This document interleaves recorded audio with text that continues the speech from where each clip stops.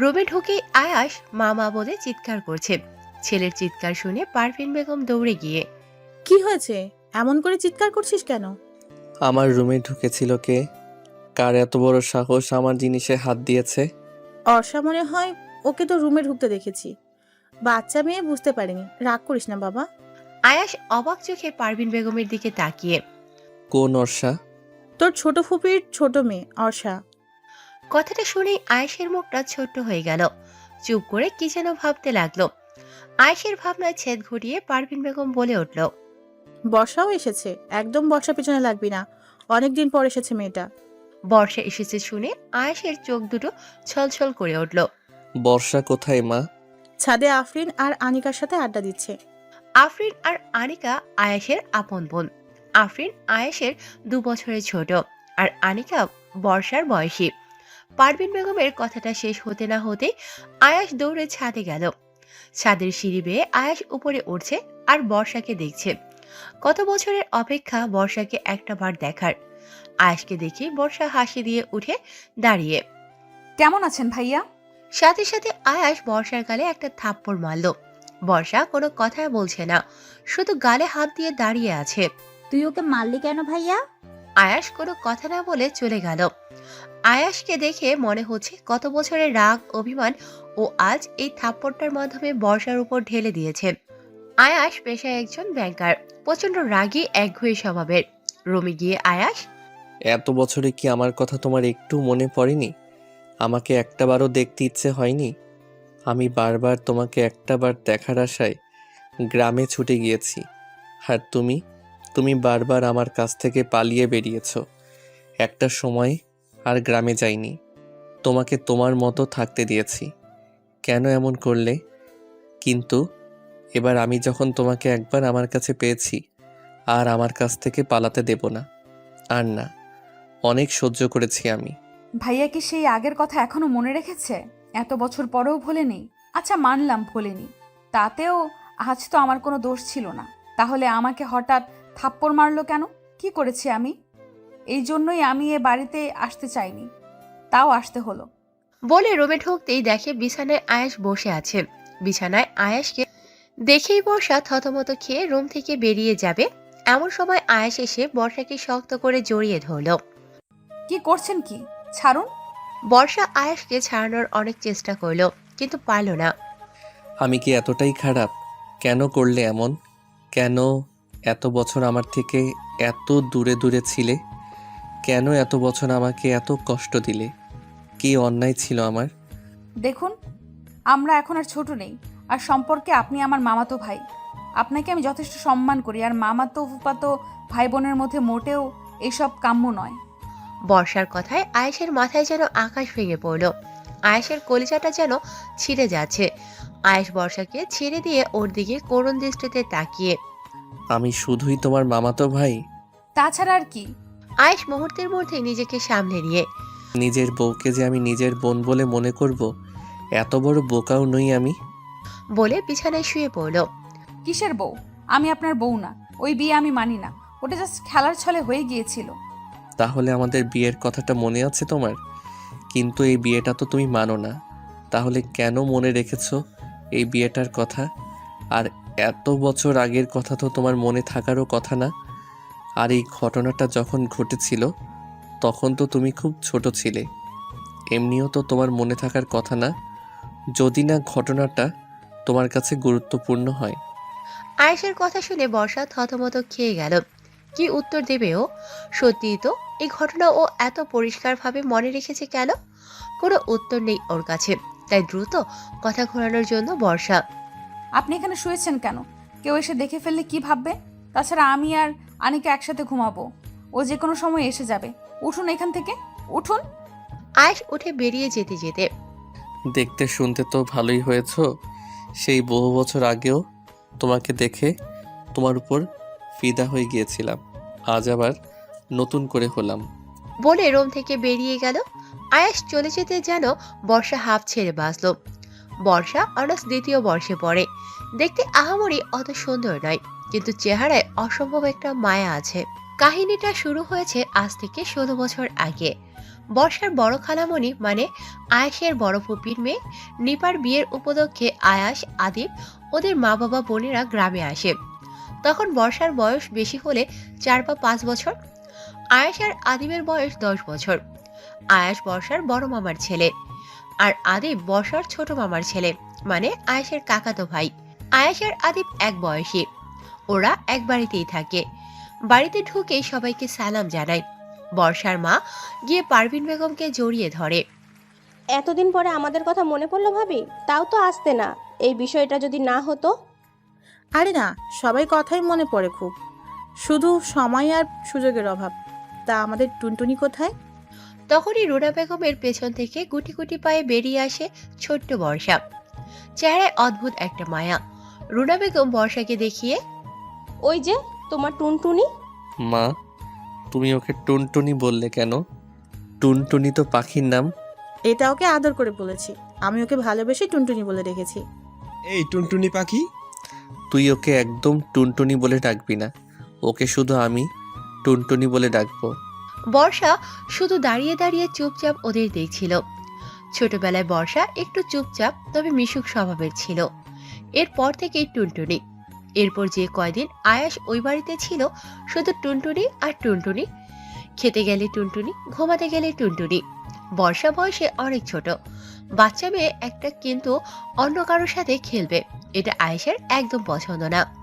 বর্ষাকে অন্য কারোর সাথে খেলতে দেখলেই বর্ষার গালে ঠাস ঠাস চড় পড়ত। আর বর্ষার উপর আয়েশের এই বেশি বেশি অধিকার ফলানো আদিব আবার ঠিক সহ্য করতে পারত না। কারণ আবিদ চাইতো বর্ষা শুধু ওর কথা শুনবে।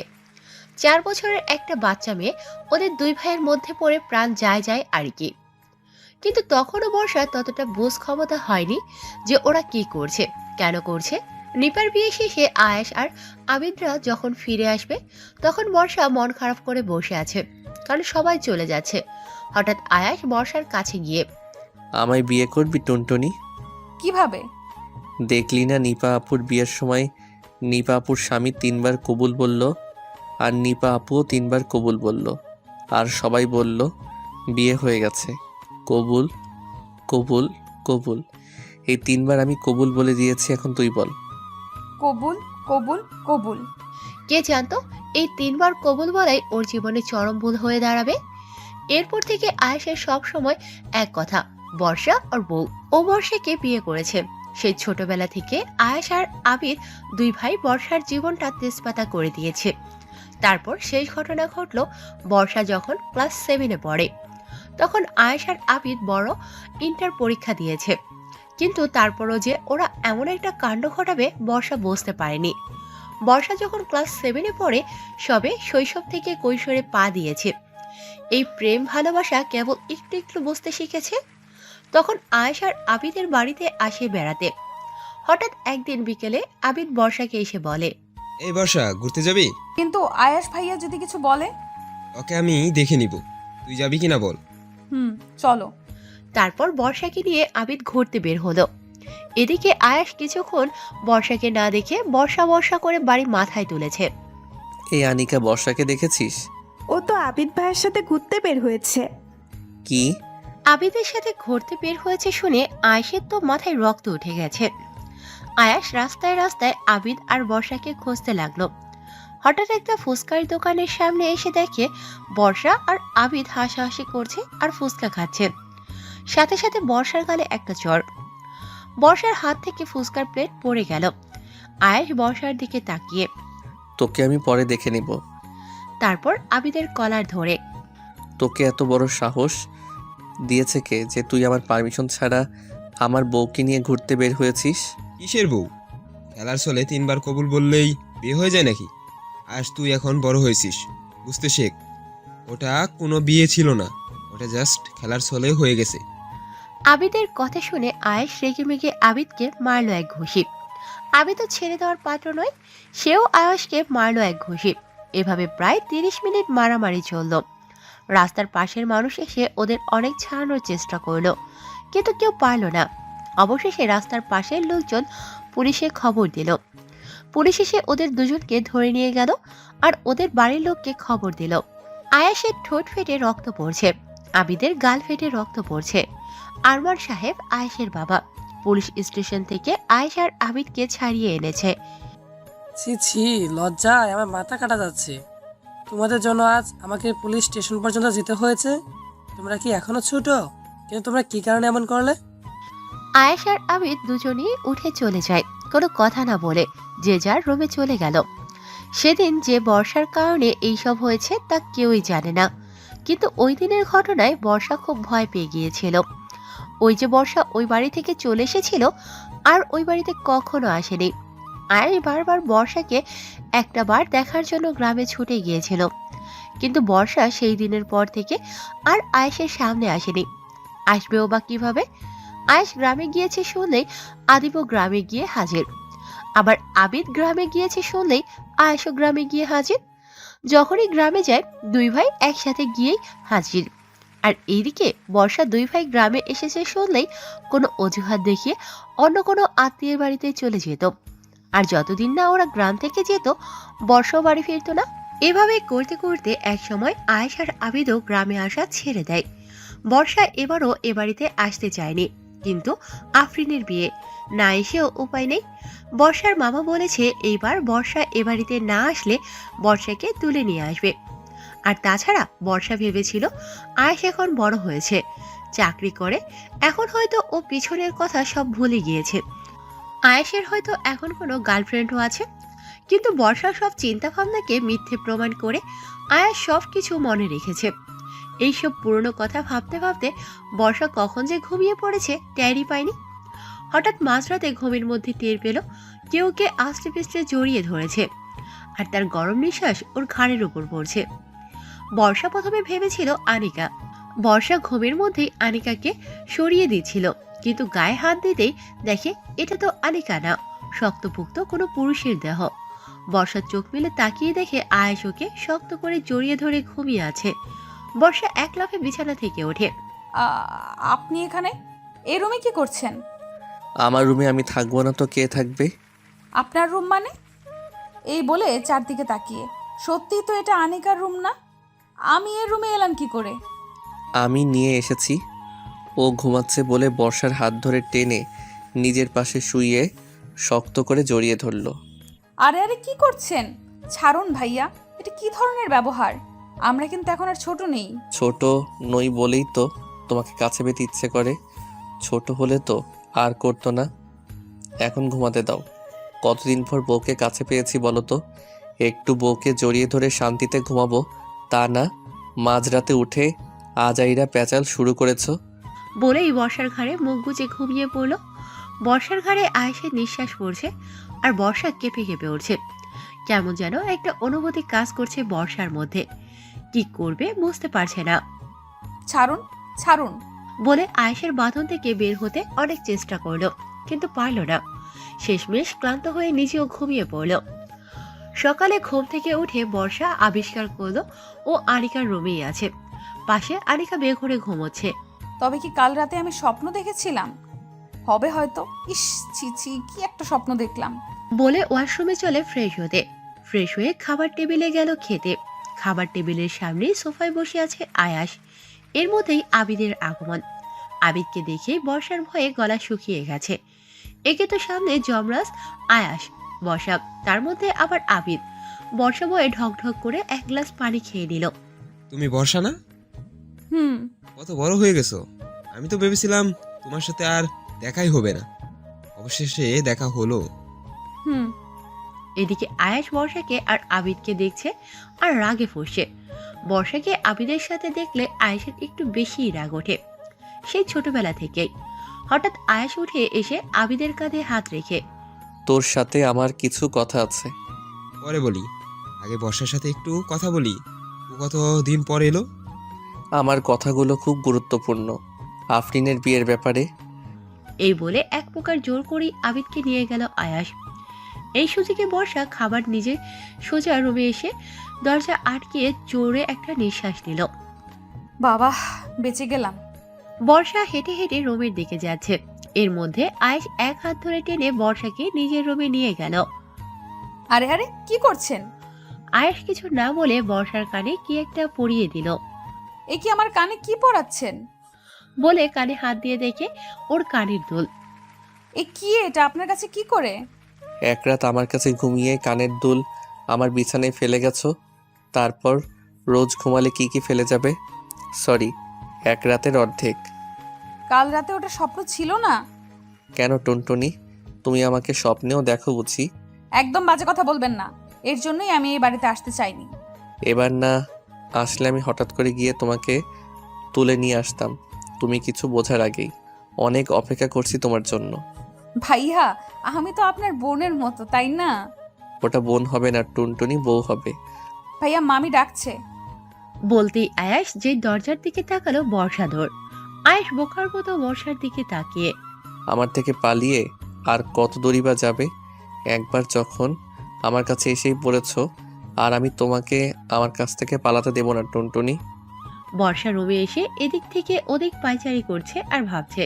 কি করা যায় এখন? কিভাবে এই আয়াসটার পিছু ছাড়ানো যায়? কি রে বর্ষা, কিছু হয়েছে? তোকে এত চিন্তিত দেখাচ্ছে কেন? আচ্ছা শোন, আমাকে একটা হেল্প করতে পারবি? কি হেল্প? আমাকে একটা ছেলে পছন্দ করে। কি? ছেলেটাকে? বাড়ি কোথায়? দেখতে কেমন? ট্রিট দিবি কবে? আরে থাম না, আগে পুরো কথা শোন। আচ্ছা বল। কিন্তু আমি ছেলেটাকে পছন্দ করি না, আর ছেলেটা কিছুতেই আমার পিছু ছাড়ছে না। এখন কিভাবে আমি ছেলেটার পিছু ছাড়াতে পারি? ও এই ব্যাপার, এর জন্য তুই এত চিন্তা করছিস? শোন তাহলে, কি বললে? ছেলেটাকে বলবি তোর বয়ফ্রেন্ড আছে।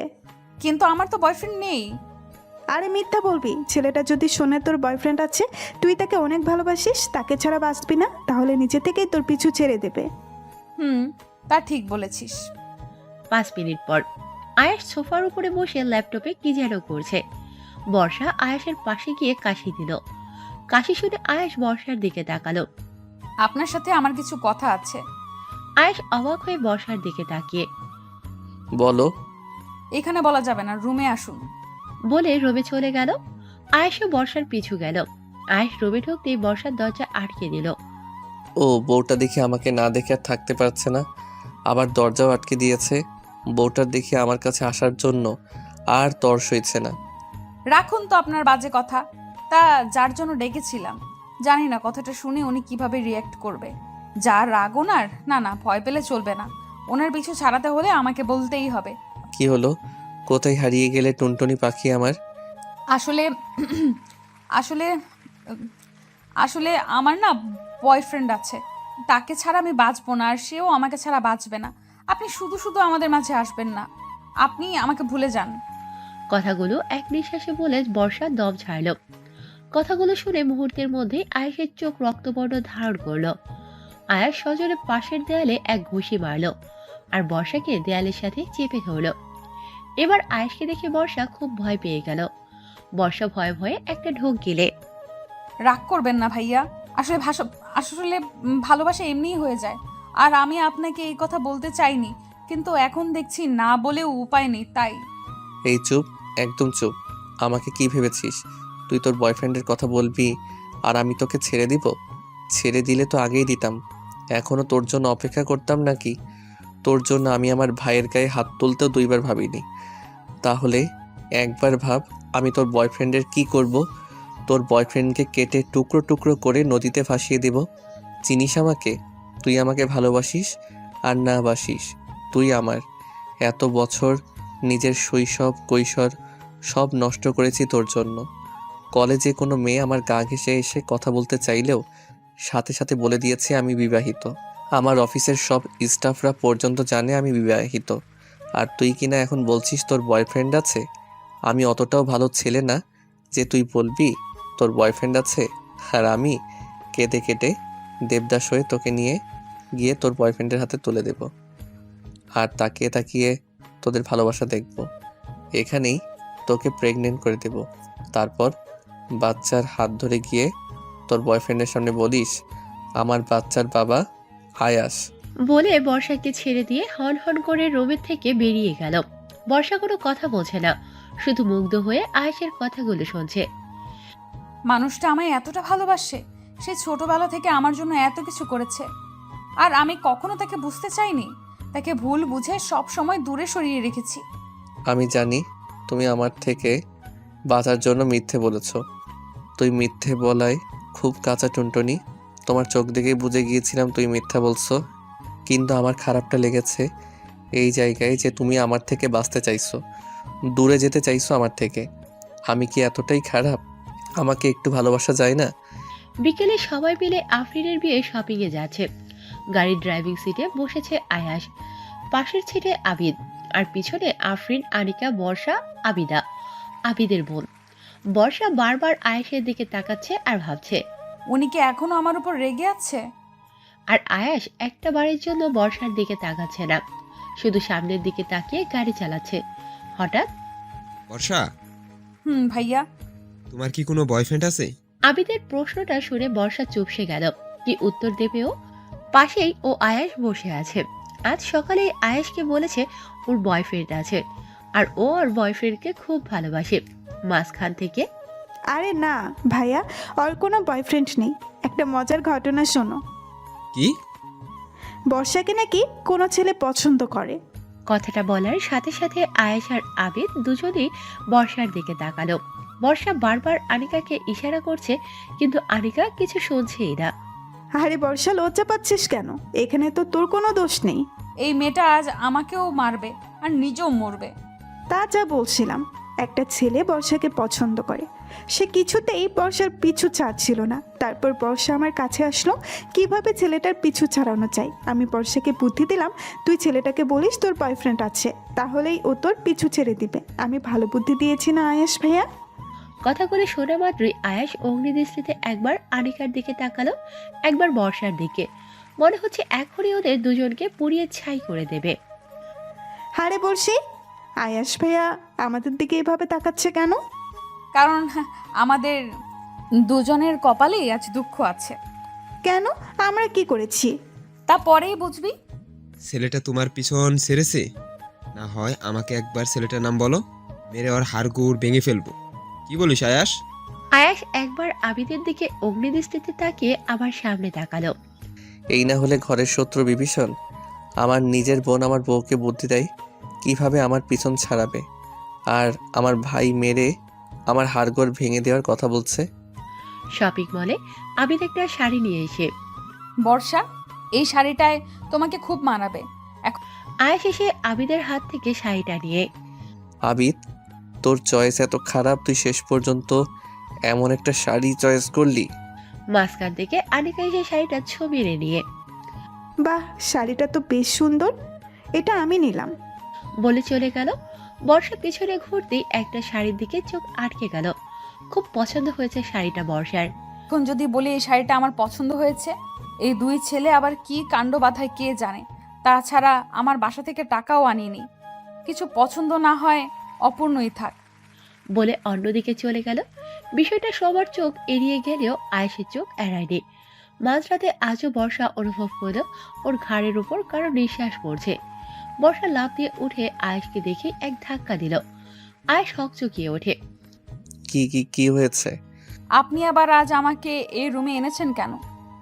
আয়েশ বর্ষার হাত ধরে টেনে নিয়ে নিজের বুকের সাথে মিশিয়ে, আমার বউকে আমার ঘরে আনবো না তো কোথায় আনবো?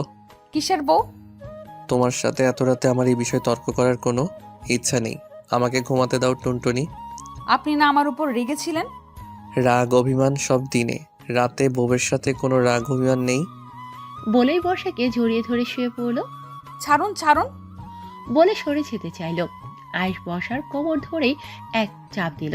কোমরে আয়েশের স্পর্শ পেতেই বর্ষা ফ্রিজ। পরের দিন সকালে উঠে বর্ষা আবারও দেখলো ও আনিকার রুমেই আছে। পরের দিন সকালে সবাই টেবিলে বসে খাবার খাচ্ছে। বর্ষার এক পাশে বসেছে আবিদ আর অন্য পাশে আয়াস। দুজনের মধ্যে বসে বর্ষার প্রাণ যায় যায়। এই পাশ থেকে আবিদ বর্ষা বর্ষা করছে আর খাচ্ছে, আর ওই পাশ থেকে আয়াস বর্ষার দিকে অগ্নিদৃষ্টিতে তাকিয়ে আছে। খুব অস্বস্তি লাগছিল বর্ষার, তাই খাওয়া রেখেই উঠে পড়ল বর্ষা। এ কি বর্ষা, খাওয়া রেখে উঠলে কেন? আমার খাওয়া হয়ে গিয়েছে। কি বলো? এইটুকু খেলে কিভাবে হবে? বসো, সবটা শেষ করো। এইদিকে আবিদের কথা শুনছে আর আয়াস রাগে ফুঁসছে। বর্ষা আয়েশের রুমের পাশ থেকে হেঁটে যাচ্ছে। এর মধ্যে আয়াস বর্ষাকে টেনে নিয়ে দেয়ালের সাথে চেপে ধরল। আবিদের সাথে এত মাখামাখি কিসের? কই এখন অবধি আবিদ ভাইয়া সেদে সেদে কথা বললে আমি কি করব? অত কিছু বুঝি না। তোমার সাথে আমার অন্য কারো সহ্য হয় না, ব্যাস এইটুকুই জানি। বাচ্চাদের মতো করছেন কেন? তুমি জানো না কেন বাচ্চাদের মতো করছি? না আমি জানি না ভাইয়া। এই তুমি কি বললে? একদম ভাইয়া বলবে না। আর 100 বার বলবো ভাইয়া ভাইয়া ভাইয়া ভাইয়া ভাইয়া। একবার ভাইয়া বললে কিন্তু খুব খারাপ হবে টুনটুনি। কি করবেন আপনি? বলতেই আয়াস নিজের ঠোঁট দুটো বর্ষার ঠোঁটের সাথে মিলিয়ে দিল। আয়াসের এমন কাণ্ডে বর্ষা অবাকের চূড়ান্ত সীমায় পৌঁছে গেছে। চোখ দুটো বড় হয়ে মনে হচ্ছে এখনই বেরিয়ে আসবে। একটু পর আয়াস বর্ষাকে ছেড়ে দিয়ে বর্ষার কোমর ধরে একদম নিজের কাছে নিয়ে এসে আর বলবে ভাইয়া? এটা কি করলেন ভাইয়া? বলতেই আয়াস আবার নিজের ঠোঁট দুটো বর্ষার ঠোঁটের সাথে মিলিয়ে দিল। বর্ষা আয়াসকে নিজের থেকে ছাড়ানোর অনেক চেষ্টা করছে, কিন্তু আয়াসের ওইদিকে কোনো ভ্রুক্ষেপ নেই। আয়াস বর্ষার ঠোঁটে স্বাদ নিতে ব্যস্ত। এখন বর্ষারও আর কিছু বলার নেই। কোনো এক অজানা অনুভূতি বর্ষাকে ঘিরে ধরেছে। বর্ষা ফ্রিজ হয়ে দাঁড়িয়ে আর বর্ষাকে কিছু না বলতে দেখে আয়াস আরও সাহস পেয়ে গেল। এবার রীতিমতো আয়াস বর্ষার ঠোঁট চষতে শুরু করলো, যেন বর্ষার ঠোঁট থেকে মধু খাচ্ছে। প্রায় 7-8 মিনিট পর বর্ষাকে ছেড়ে দিয়ে আয়াস নিজের বৃদ্ধা আঙ্গুলি দিয়ে বর্ষার ঠোঁটে স্লাইড করতে করতে ফের যদি ভাইয়া বলো এর থেকেও খারাপ হবে। ও সরি, খারাপ বলছি কেন? এর থেকেও রোমান্টিক কিছু হবে। বর্ষা এখনো স্ট্যাচুর মতো দাঁড়িয়ে আছে। আয়েশের কোনো কথা যেন ওর কানে যাচ্ছে না। বর্ষাকে কোনো কথা বলতে না দেখে বর্ষার চোখের সামনে আয়েশ তুড়ি বাজিয়ে, এই বর্ষা কোথায় হারিয়ে গেলে? নাকি এখনো আমার ঠোঁটের মধ্যে ডুবে আছো? আয়েশের কথায় বর্ষার ধ্যান ভাঙল। আপনি এটা কি করলেন? এরকম একটা কাজ করতে পারলেন আমার সাথে? এইটুকুতে এই কথা বলছো? তাহলে যখন থেকে কৈশোরে থেকে যৌবনে পা দিয়েছি তখন থেকে প্রতি রাতে স্বপ্নে তোমার সাথে যা করেছি তার বিন্দু পরিমাণ যদি এখন তোমার সাথে করি তাহলে কি বলবে আমার টুনটুনি পাখি? বর্ষা আয়েশকে নিজের থেকে ধাক্কা দিয়ে সরিয়ে অসভ্য লোক একটা। বলে চলে গেল। আয়াস বর্ষার চলে যাওয়ার দিকে তাকিয়ে দুষ্ট একটা হাসি দিল। মাত্র গোসল করে ভেজা চুলে বেরিয়ে ড্রেসিং টেবিলের সামনে চুল মুছে বর্ষা। ভেজা চুলে আমার টুনটুনি পাখিটাকে তো সেই লাগে। কথাটা শুনতেই পেছন ফিরে দেখে আয়াস বিছানার উপর বসে আছে। আপনি এখানে? তুমি যেখানে আমি সেখানে। এই আপনি কি কখনো আমার পিছু ছাড়বেন না? মরে গেলেও ভূত হয়ে আবার তোমার কাছে ফিরে আসবো। আপনার সাথে কথা বলে কোনো লাভ নেই। বের হন এর রুম থেকে, এখনই বের হন। না, আমি যাব না। থাকুন তাহলে আপনি, আমিই চলে যাচ্ছি। বলে রুম থেকে বের হতে নিলে আয়াস বর্ষার কোমর ধরে টেনে নিজের কাছে নিয়ে আসে। এগুলো কি ধরনের অসভ্যতামি? উফ বউ, তুমি রাগলে তোমাকে যা হট লাগে না। এগুলো কি ধরনের মুখের ভাষা? বলতেই আয়াস আলতোভাবে বর্ষার গলায় হাত দিল। গলায় হাত দিয়ে আয়াস বর্ষার ঠোঁটের দিকে আগাচ্ছে। এর মধ্যে বর্ষা, আনিকার গলা শুনতেই আয়াস বর্ষাকে ছেড়ে দিল। ভাইয়া তুই এখানে তোর সাথেই দেখা করতে আসছিলাম। কেন? গাড়িতে যেন কি বলছিলি? বর্ষাকে একটা ছেলে পছন্দ করে, তাকে ওর থেকে দূরে সরানোর জন্য ওকে বুদ্ধি দিয়েছিস। ওর বয়ফ্রেন্ডের কাছে এটা তাকে বলার। এসব উদ্ভট বুদ্ধি তোর মাথায় আসে কোথা থেকে? ফের যদি শুনি তুই এসব উল্টাপাল্টা বুদ্ধি বর্ষাকে দিয়েছিস, মেরে তোকে তক্তা বানিয়ে দেব। ঘরের শত্রু বিভীষণ কোথাকার। বলে চলে গেল। আনিকা বর্ষার দিকে অবাক হয়ে তাকিয়ে, হ্যাঁ রে বর্ষা, ভাইয়া কি বলে গেল? আমি তো কিছুই বুঝলাম না। আমি কিভাবে জানবো? বলে রুম থেকে বেরিয়ে গেল। আজ রাতে বর্ষা বসে আছে। আজ ও দেখবে কিভাবে ও ঘুমালে আয়াস এসে ওকে তার রুমে নিয়ে যায়। রাত 1টা। কে যেন দরজা খুলে বর্ষার রুমের ভিতর আসছে। আপনি আবার এসেছেন? তুমি ঘুমাওনি? আমাকে আপনার রুমে নিয়ে যেতে দেব না। ওকে কি আর করার? আমার বউ আমাকে ছেড়ে ঘুমাতে পারলেও আমি তো আমার বউকে ছাড়া ঘুমাতে পারবো না। আজ তাহলে আমি এখানেই ঘুমাবো বউয়ের সাথে। বলেই বিছানায় শুয়ে পড়ল। বর্ষা হন্তদন্ত হয়ে উঠে দাঁড়িয়ে, আরে কি করছেন? আনিকা উঠে যাবে তো। বর্ষা দাঁড়াতেই আয়েশ বর্ষাকে কোলে তুলে নিয়ে হাঁটা শুরু করলো। আরে আরে কি করছেন? আমাকে নামান, আমি আপনার রুমে যাব না। এত চিৎকার করছো কেন? বাড়ির সবাই উঠে যাবে তো। উঠুক, উঠে দেখুক বাড়ির ছেলে মাঝরাতে আমার সাথে কি ধরনের অসভ্যতামি শুরু করেছে। বাড়ির সবাই উঠলে তোমারই সমস্যা। তুই তো জানোই আমার একটা লজ্জা শরম কম, কিন্তু তোমার তো লজ্জা শরম নাগের ডগায়। বলে বর্ষাকে বিছানায় শুয়ে বর্ষাকে জড়িয়ে ধরে ঘুমিয়ে পড়ল। বর্ষারও কিছু করার নেই, এত বড় একটা পুরুষ মানুষের সাথে ও শক্তিতে কি করে কুলিয়ে উঠতে পারে। সকালে উঠে বর্ষা দেখে ও ওর রুমেই আছে। কবে যে এই বাড়ি থেকে চলে যেতে পারবো কে জানে। বর্ষা ফ্রেশ হয়ে সিঁড়ি থেকে নিচে নামছে, এর মধ্যে একটা ছেলে দৌড়ে এসে, আরে বর্ষা না, আরে অয়ন, তুই এখানে? আমার ভাইয়ের বিয়ে, ভাবির সাথে একটু দেখা করতে এলাম। তুই এখানে? তোর ভাবি আমার বোন। তাহলে এখন তো আমরা বিআই বিআইন, কি বলো? বলে দুজনই হেসে দিল। অয়ন বর্ষার ক্লাসমেট। এদিকে বুকে হাত গুজে আবিদ আর আয়ান দুজনই দেখছে বর্ষা অয়ন হেসে হেসে কথা বলছে। ওদের দুজনের চোখ দিয়ে যেন আগুন ঝরছে। আবিদ ছেলেটাকে, সে আফরিনের হবু বরের খালাতো ভাই। যাই হোক, ওর কপালে দুঃখ আছে। দুঃখের থেকেও বেশি কিছু আছে। একটু পর বর্ষাকে একা দেখতে পেয়ে আবিদ আর আয়াস দুজনই ওর কাছে গেল। ছেলেটাকে ছেলেটার সাথে হেসে হেসে এত কি বলছিলে? বর্ষা কিছু বলতে যাবে এর মধ্যে ছেলেটা কি আমাদের থেকে সুন্দর যে ওর সাথে কথা বলতে গিয়ে তোমার মুখে হাসি ফুটে উঠলো? কই, আমার সাথে কথা বলার সময় তো তোমার মুখে হাসি ফোটে না। কি যাতা বলছেন? ও হলো ও কি এমন বলছিল যাতে তোমার এত হাসি পেল? ওই ছেলেটাকে আমি আজই মেরে পুঁতে ফেলবো। আরে আমার পুরো কথা শুনবেন তো। কি শুনবো? ওই ছেলেকে তো আমি কেটে টুকরো টুকরো করব। কেন, টুনটুনি ওকে মারবো বলে তোমার কষ্ট হচ্ছে? থুর, ও আমার ক্লাসমেট আর আমার বেস্ট ফ্রেন্ডের বয়ফ্রেন্ড। আবিদ আর আয়াস দুজনে একসাথে বুকে হাত গুজে ও বলে চলে গেল। আজব তো। আফরিনের গায়ে হলুদের অনুষ্ঠানে সবাই নাচবে, তাই ছাদে নাচ প্র্যাকটিস করছে। নাচতে নাচতে হঠাৎ বর্ষার পড়ে যাওয়ার উপক্রম। বর্ষাকে পড়ে যেতে দেখে আবিদ আর আয়াস দুজনেই দৌড়ে এলো বর্ষাকে ধরবে বলে। বর্ষাকে ধরার থেকেই ওদের মাথায় চিন্তা ছিল যে ওরা একে অপরের বর্ষাকে ধরতে দিবে না। মাঝখান থেকে বর্ষার ঠাস। ও মাগো। আর আয়াস আর আবিদ দুজন জড়াজড়ি করে দাঁড়িয়ে আছে। সবাই বর্ষা আর আবিদের দিকে অবাক হয়ে তাকিয়ে আছে।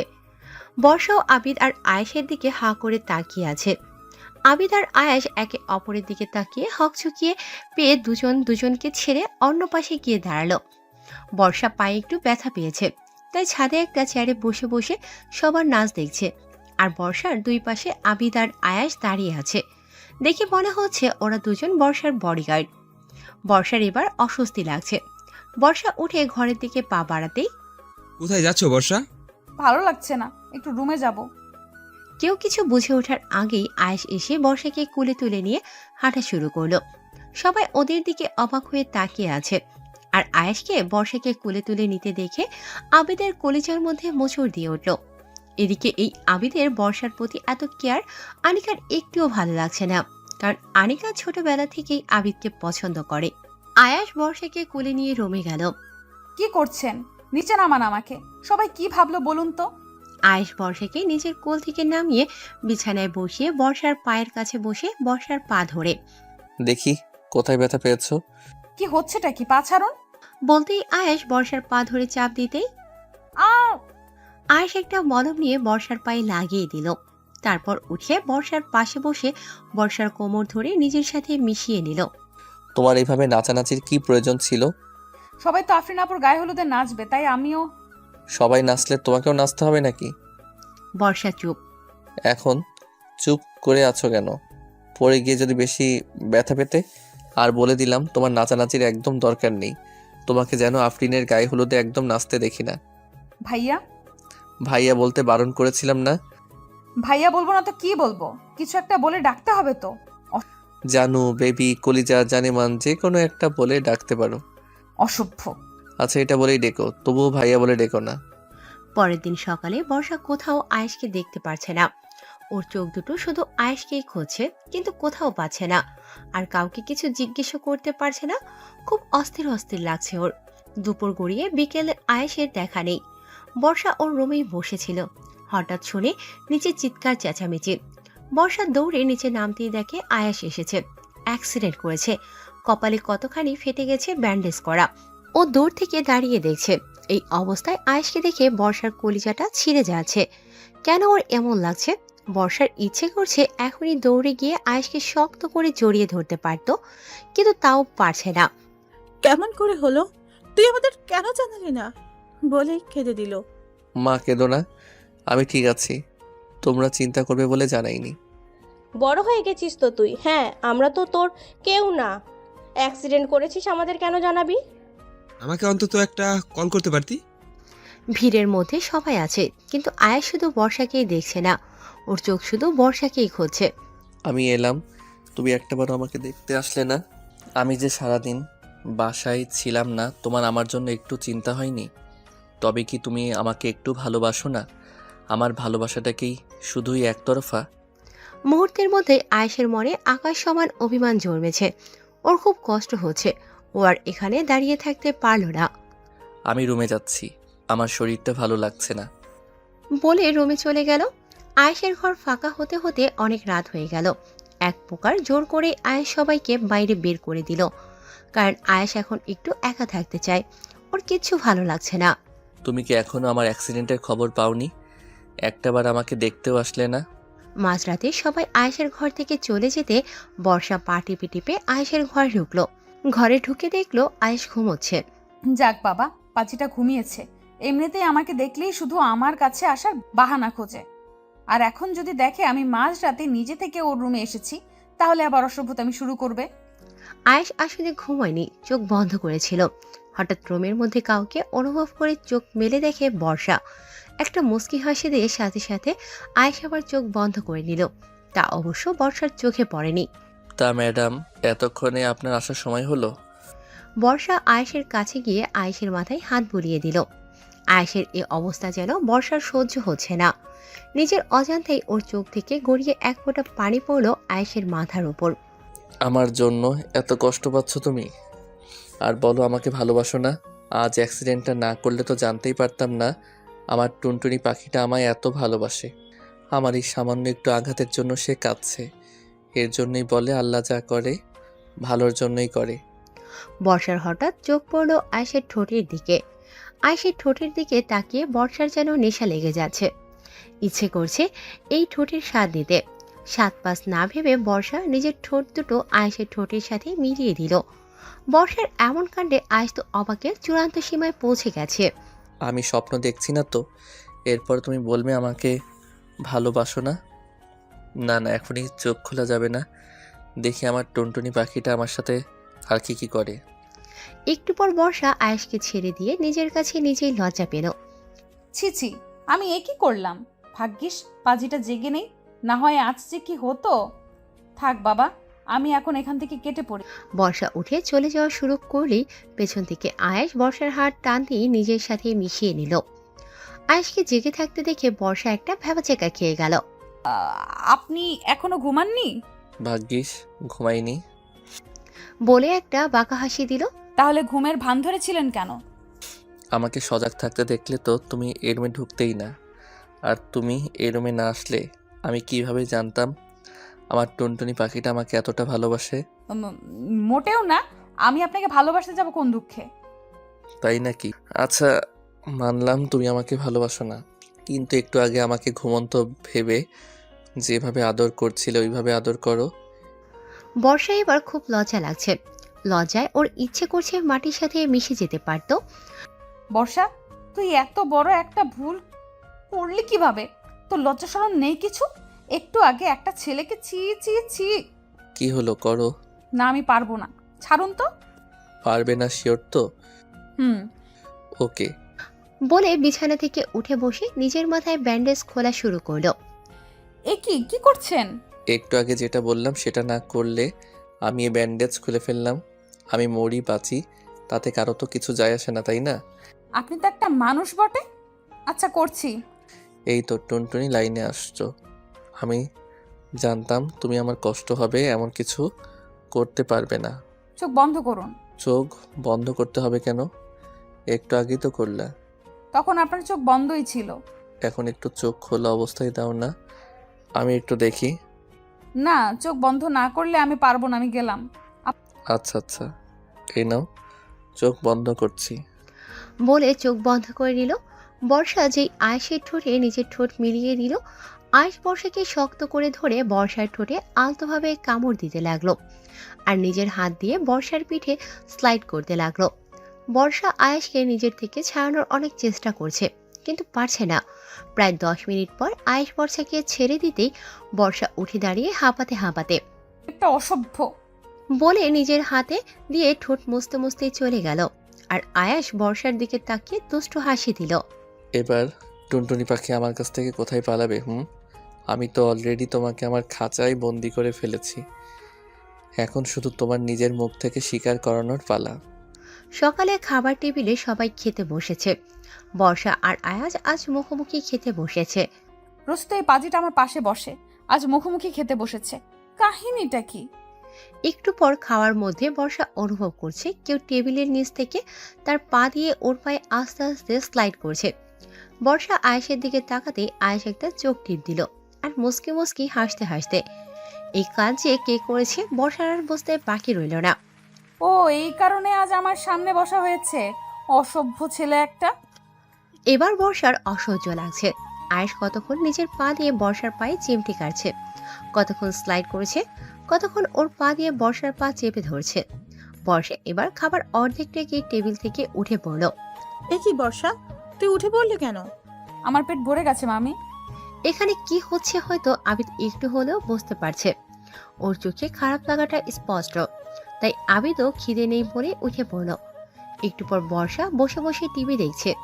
এর মধ্যে পারভিন বেগম এসে বর্ষার হাতে একটা কফি ধরিয়ে দিয়ে, জামা এটা আয়াসকে দিয়ে আয়, আমার এদিকে অনেক কাজ আছে।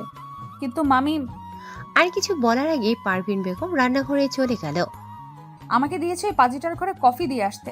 যাকে আমি এড়িয়ে চলতে চাই সেই বারবার আমার সামনে আসে। পোড়া কপাল আমার। বর্ষা কফি দিয়ে আসতেই আয়েশের রুমে ঢুকতেই দেখে আয়েশ কেবল গোসল করে বেরিয়েছে। মাথার চুল ভেজা, খালি গায়ে গলায় একটা টাওয়েল। আয়েশকে এভাবে দেখে বর্ষা হাঁ হয়ে তাকিয়ে আছে, যেন আয়েশের ধ্যানে পড়েছে। আয়েশ সামনে এসে তুড়ি বাজাতেই বর্ষার ধ্যান ভাঙলো। ওভাবে তাকিয়ে আছো কেন? আমার লজ্জা করে না বুঝি? এ তো ভূতের মুখে রাম নাম, আপনার আবার লজ্জা? মামি আপনার জন্য কফি পাঠিয়েছে। বলে টেবিলের ওপর কফি রেখে চলে যাওয়া শুরু করলো। আয়েশ গলায় টাওয়েলটা খুলে টাওয়েল জড়িয়ে বর্ষাকে নিজের কাছে নিয়ে এলো। কি হচ্ছে কি? কোথায় যাচ্ছ শুনি? কেন, কোনো কাজ আছে নাকি? আছে তো। কি কাজ? এই যে আমার গা মুছে দাও। আমি পারবো না।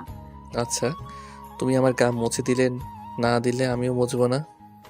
এমনি কাল অ্যাক্সিডেন্ট করে আমার মাথা ফেটে গেছে, এখন আবার গা না মুছে দিলে আমার ঠান্ডা লাগবে, জ্বর আসবে, আমি মরে গেলেও বা কার কি? আপনি কিন্তু এখন রীতিমতো আমাকে ইমোশনাল ব্ল্যাকমেল করছেন। আমি ইমোশনাল ব্ল্যাকমেল করলেই বা কি? তুমি তো আমাকে ভালোবাসো না। টাওয়েল দিন, আমি মুছে দিচ্ছি। বর্ষার টাওয়াল দিয়ে আয়েশের গা মুছে দিচ্ছে আর আয়াস মুসকি মুসকি হাসে। আমার টুনটুনি পাখিটা এবার ভালোভাবে ফেসেছে। কাল আফরিনের গায়ে হলুদ, বাড়ি ভর্তি মানুষ। এত মানুষ কোথায় ঘুমাবে?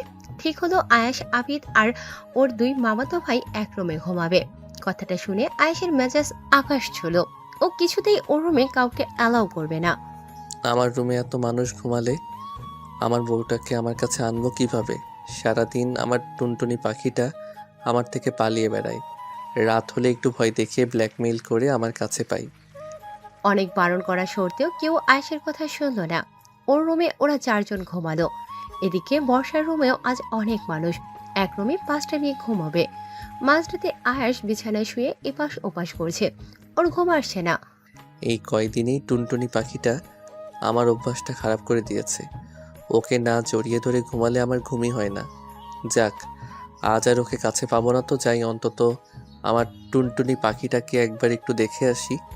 বলে পা টিপে টিপে রুম থেকে বেরিয়ে গেল। বর্ষার রুমের কাছে গিয়ে দেখে ওরা এখনো ঘুমায়নি।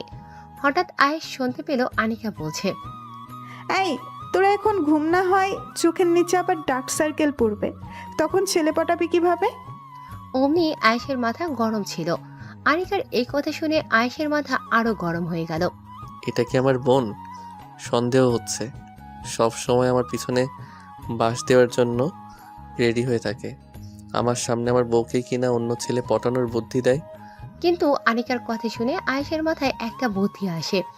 আচ্ছা, আমি যেমন অন্য ছেলেদের সাথে ওকে দেখলে আমার জেলাস হয়, ওরও কি আমাকে অন্য মেয়েদের সাথে দেখলে এমন জেলাস হয়? সিনেমায় তো দেখি নায়ক নায়িকার সামনে অন্য মেয়েদের সাথে ফ্লার্টিং করলে নায়িকা কেঁদে কেটে এসে নায়কের কাছে তার ভালোবাসার কথা বলে।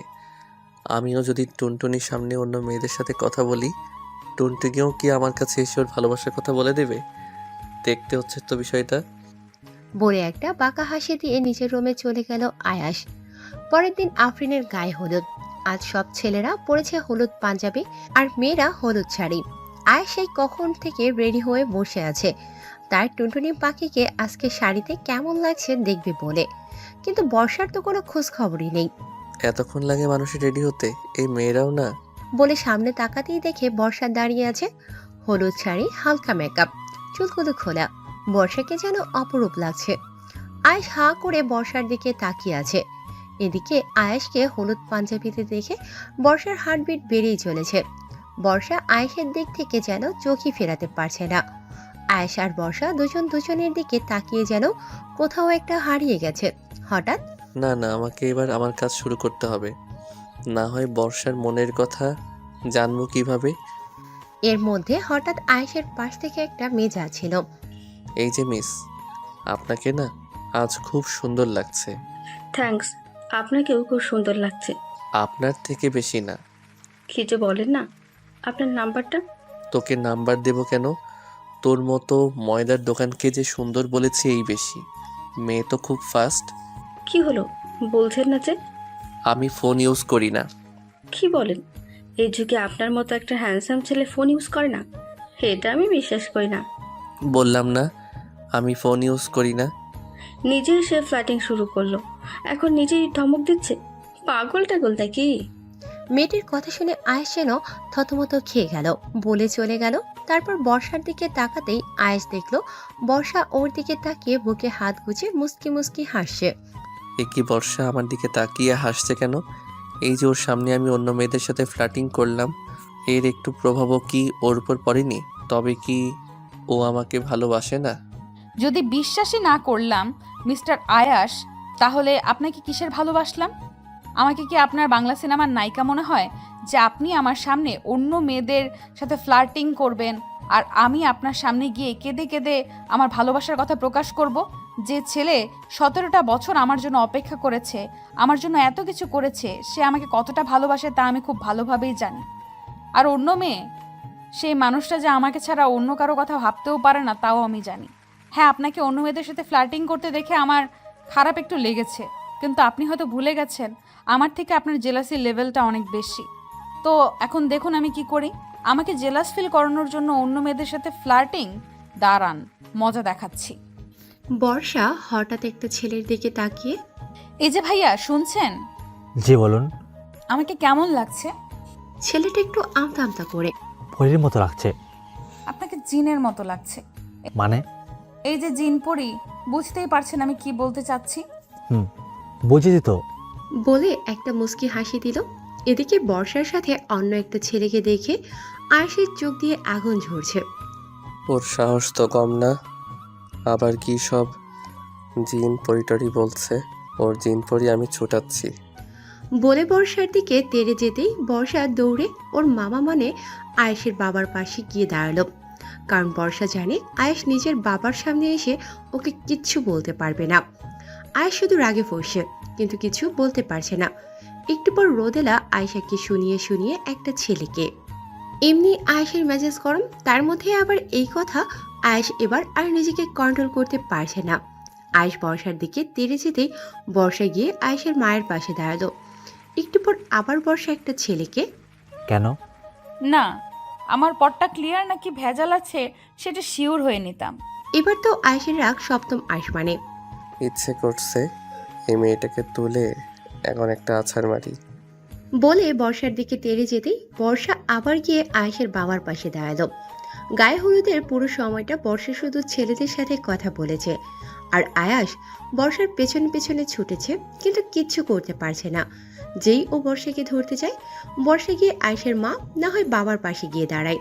ভাই, তোকে এই বুদ্ধি কে দিয়েছিল যে বর্ষাকে জেলাস ফিল করানোর জন্য অন্য মেয়েদের সাথে ফ্লার্টিং করলেই ও এসে তোকে ভালোবাসার কথা বলে দিবে। আয়েশের মন বলে ওঠে। এটা তোর নিজের বুদ্ধি রে ছাগল। সে তাই হোক, তুই একটা মেয়ের সাথে ফ্লার্টিং করেছিস, আর এই মেয়ে এই নিয়ে 10টা ছেলের সাথে। আমি খুব বুঝতে পারছি ও আমার সাথে ইচ্ছে করে এমন করছে, আমার উপর প্রতিশোধ নিচ্ছে। এমনিতেই ওকে আমি অন্য ছেলেদের সাথে সহ্য করতে পারি না, তার উপর 10টা ছেলের সাথে ও এর মধ্যে কথা বলে ফেলেছে। আর পারছি না আমি। কেন যে আমি ওকে জেলাস ফিল করানোর জন্য অন্য মেয়ের সাথে ফ্লার্টিং করতে গেলাম। এখন নিজের আগুনে নিজে পুড়ছি। এত তাড়াতাড়ি অধৈর্য হলে হবে মিস্টার আয়াস? এখনো তো তোমার সবচেয়ে বড় ডোজ বাকি। আর একটু ওয়েট করো সোনা। এর মধ্যে হঠাৎ বর্ষার সামনে থেকে আদিব যাচ্ছে। আরে আবিদ ভাইয়া, আপনাকে তো আজ জোশ লাগছে। তোমাকে খুব সুন্দর লাগছে বর্ষা। শুধু শুধু কি? আপনার পাঞ্জাবির কালারটা। বলে নিজেই আদিবের কলারটা ঠিক করে দিতে লাগলো। আদিব এক দৃষ্টিতে মুগ্ধ নয়নে বর্ষার দিকে তাকিয়ে আছে। এর মধ্যে হঠাৎ আনিকা আসলো। আনিকা আদিব আর বর্ষাকে এভাবে ঠিক সহ্য করতে পারছে না। নিজের অজান্তেই আনিকার চোখ থেকে এক ফোঁটা পানি গড়িয়ে পড়ল। আরে আনিকা। আনিকা দ্রুত চোখ মুছে। জি ভাইয়া। শাড়িতে তো তোকে বেশ লাগছে। একই বাড়িতে থাকি অথচ আগে তো খেয়াল করিনি। মুহূর্তের মধ্যেই আনিকার মুখে হাসি ফুটে উঠল। থ্যাঙ্কস ভাইয়া। এদিকে আদিব আর বর্ষাকে একসাথে দেখে আয়েশের রাগে পুরো শরীর থেকে আগুন ঝরছে। চোখ দুটো অসম্ভব লাল হয়ে আছে। মনে হচ্ছে এখনই বর্ষাকে ওর চোখ দিয়ে পুড়িয়ে ছাই করে দেবে। এই মেয়েটা আমাকে পাগল করে ছাড়বে। ওর এখনই একটা ব্যবস্থা করা দরকার। বলেই বর্ষার হাত ধরে টান দিল। বর্ষা প্রতিবার পালিয়ে গেল। এবার হঠাৎ আনিকা এসে পড়ায় আর পালাতে পারেনি। আর কিছু বুঝে ওঠার আগেই আয়াস গিয়ে বর্ষার হাত চেপে ধরে। বর্ষার তো প্রাণ যায় যায় পালা। আমি শিওর এই লোকটা এখন আমার উপর প্রচণ্ড রেগে আছে। আমাকে নিয়ে এখন কাঁচায় টুপ করে গিলে ফেলবে। ভাজাভাজির কোনো চান্সই নেই। কি করব আমি এখন? এই লোকটার কাছ থেকে আমি এখন বাঁচবো কিভাবে? আয়েশ রাগে গটগট করতে করতে বর্ষাকে টেনে নিয়ে যাচ্ছে। আরে ভাইয়া, বর্ষাকে নিয়ে কোথায় যাচ্ছিস? আয়েশ কোনো কথা না বলে এক মনে হাঁটছে।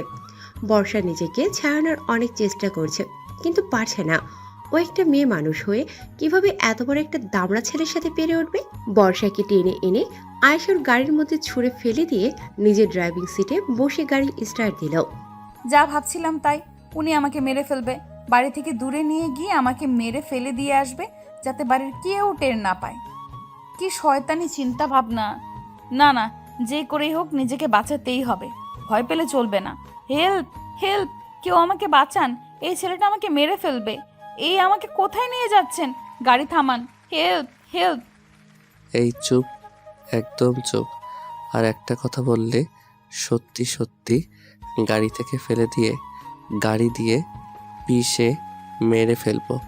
তারপর সবাইকে বলবো অ্যাক্সিডেন্ট। আয়েশের ধমক শুনে বর্ষা ভয়ে চুপসে গেল। এই ছেলেকে এখন বিশ্বাস নেই। যে পরিমাণ রেগে আছে, এখন যা খুশি করতে পারে। আমি নিজেই তো ওনাকে রাগিয়ে দিয়েছি। বুঝতে পারিনি যে এমনভাবে ফেসে যাব। সব হয়েছে ওই আনিকার জন্য। ওর একদম ওই সময় আসা লাগে। ওর জন্য আমার এই রাক্ষসটার হাত থেকে পালানোর সুযোগ পাইনি। আল্লাহ, তোমার কাছে বিচার দিলাম। আমার মৃত্যুর জন্য দায়ী থাকবে এই দুই ভাই বোন, আয়াস আর আনিকা। আয়াস হঠাৎ গাড়ি থামালো।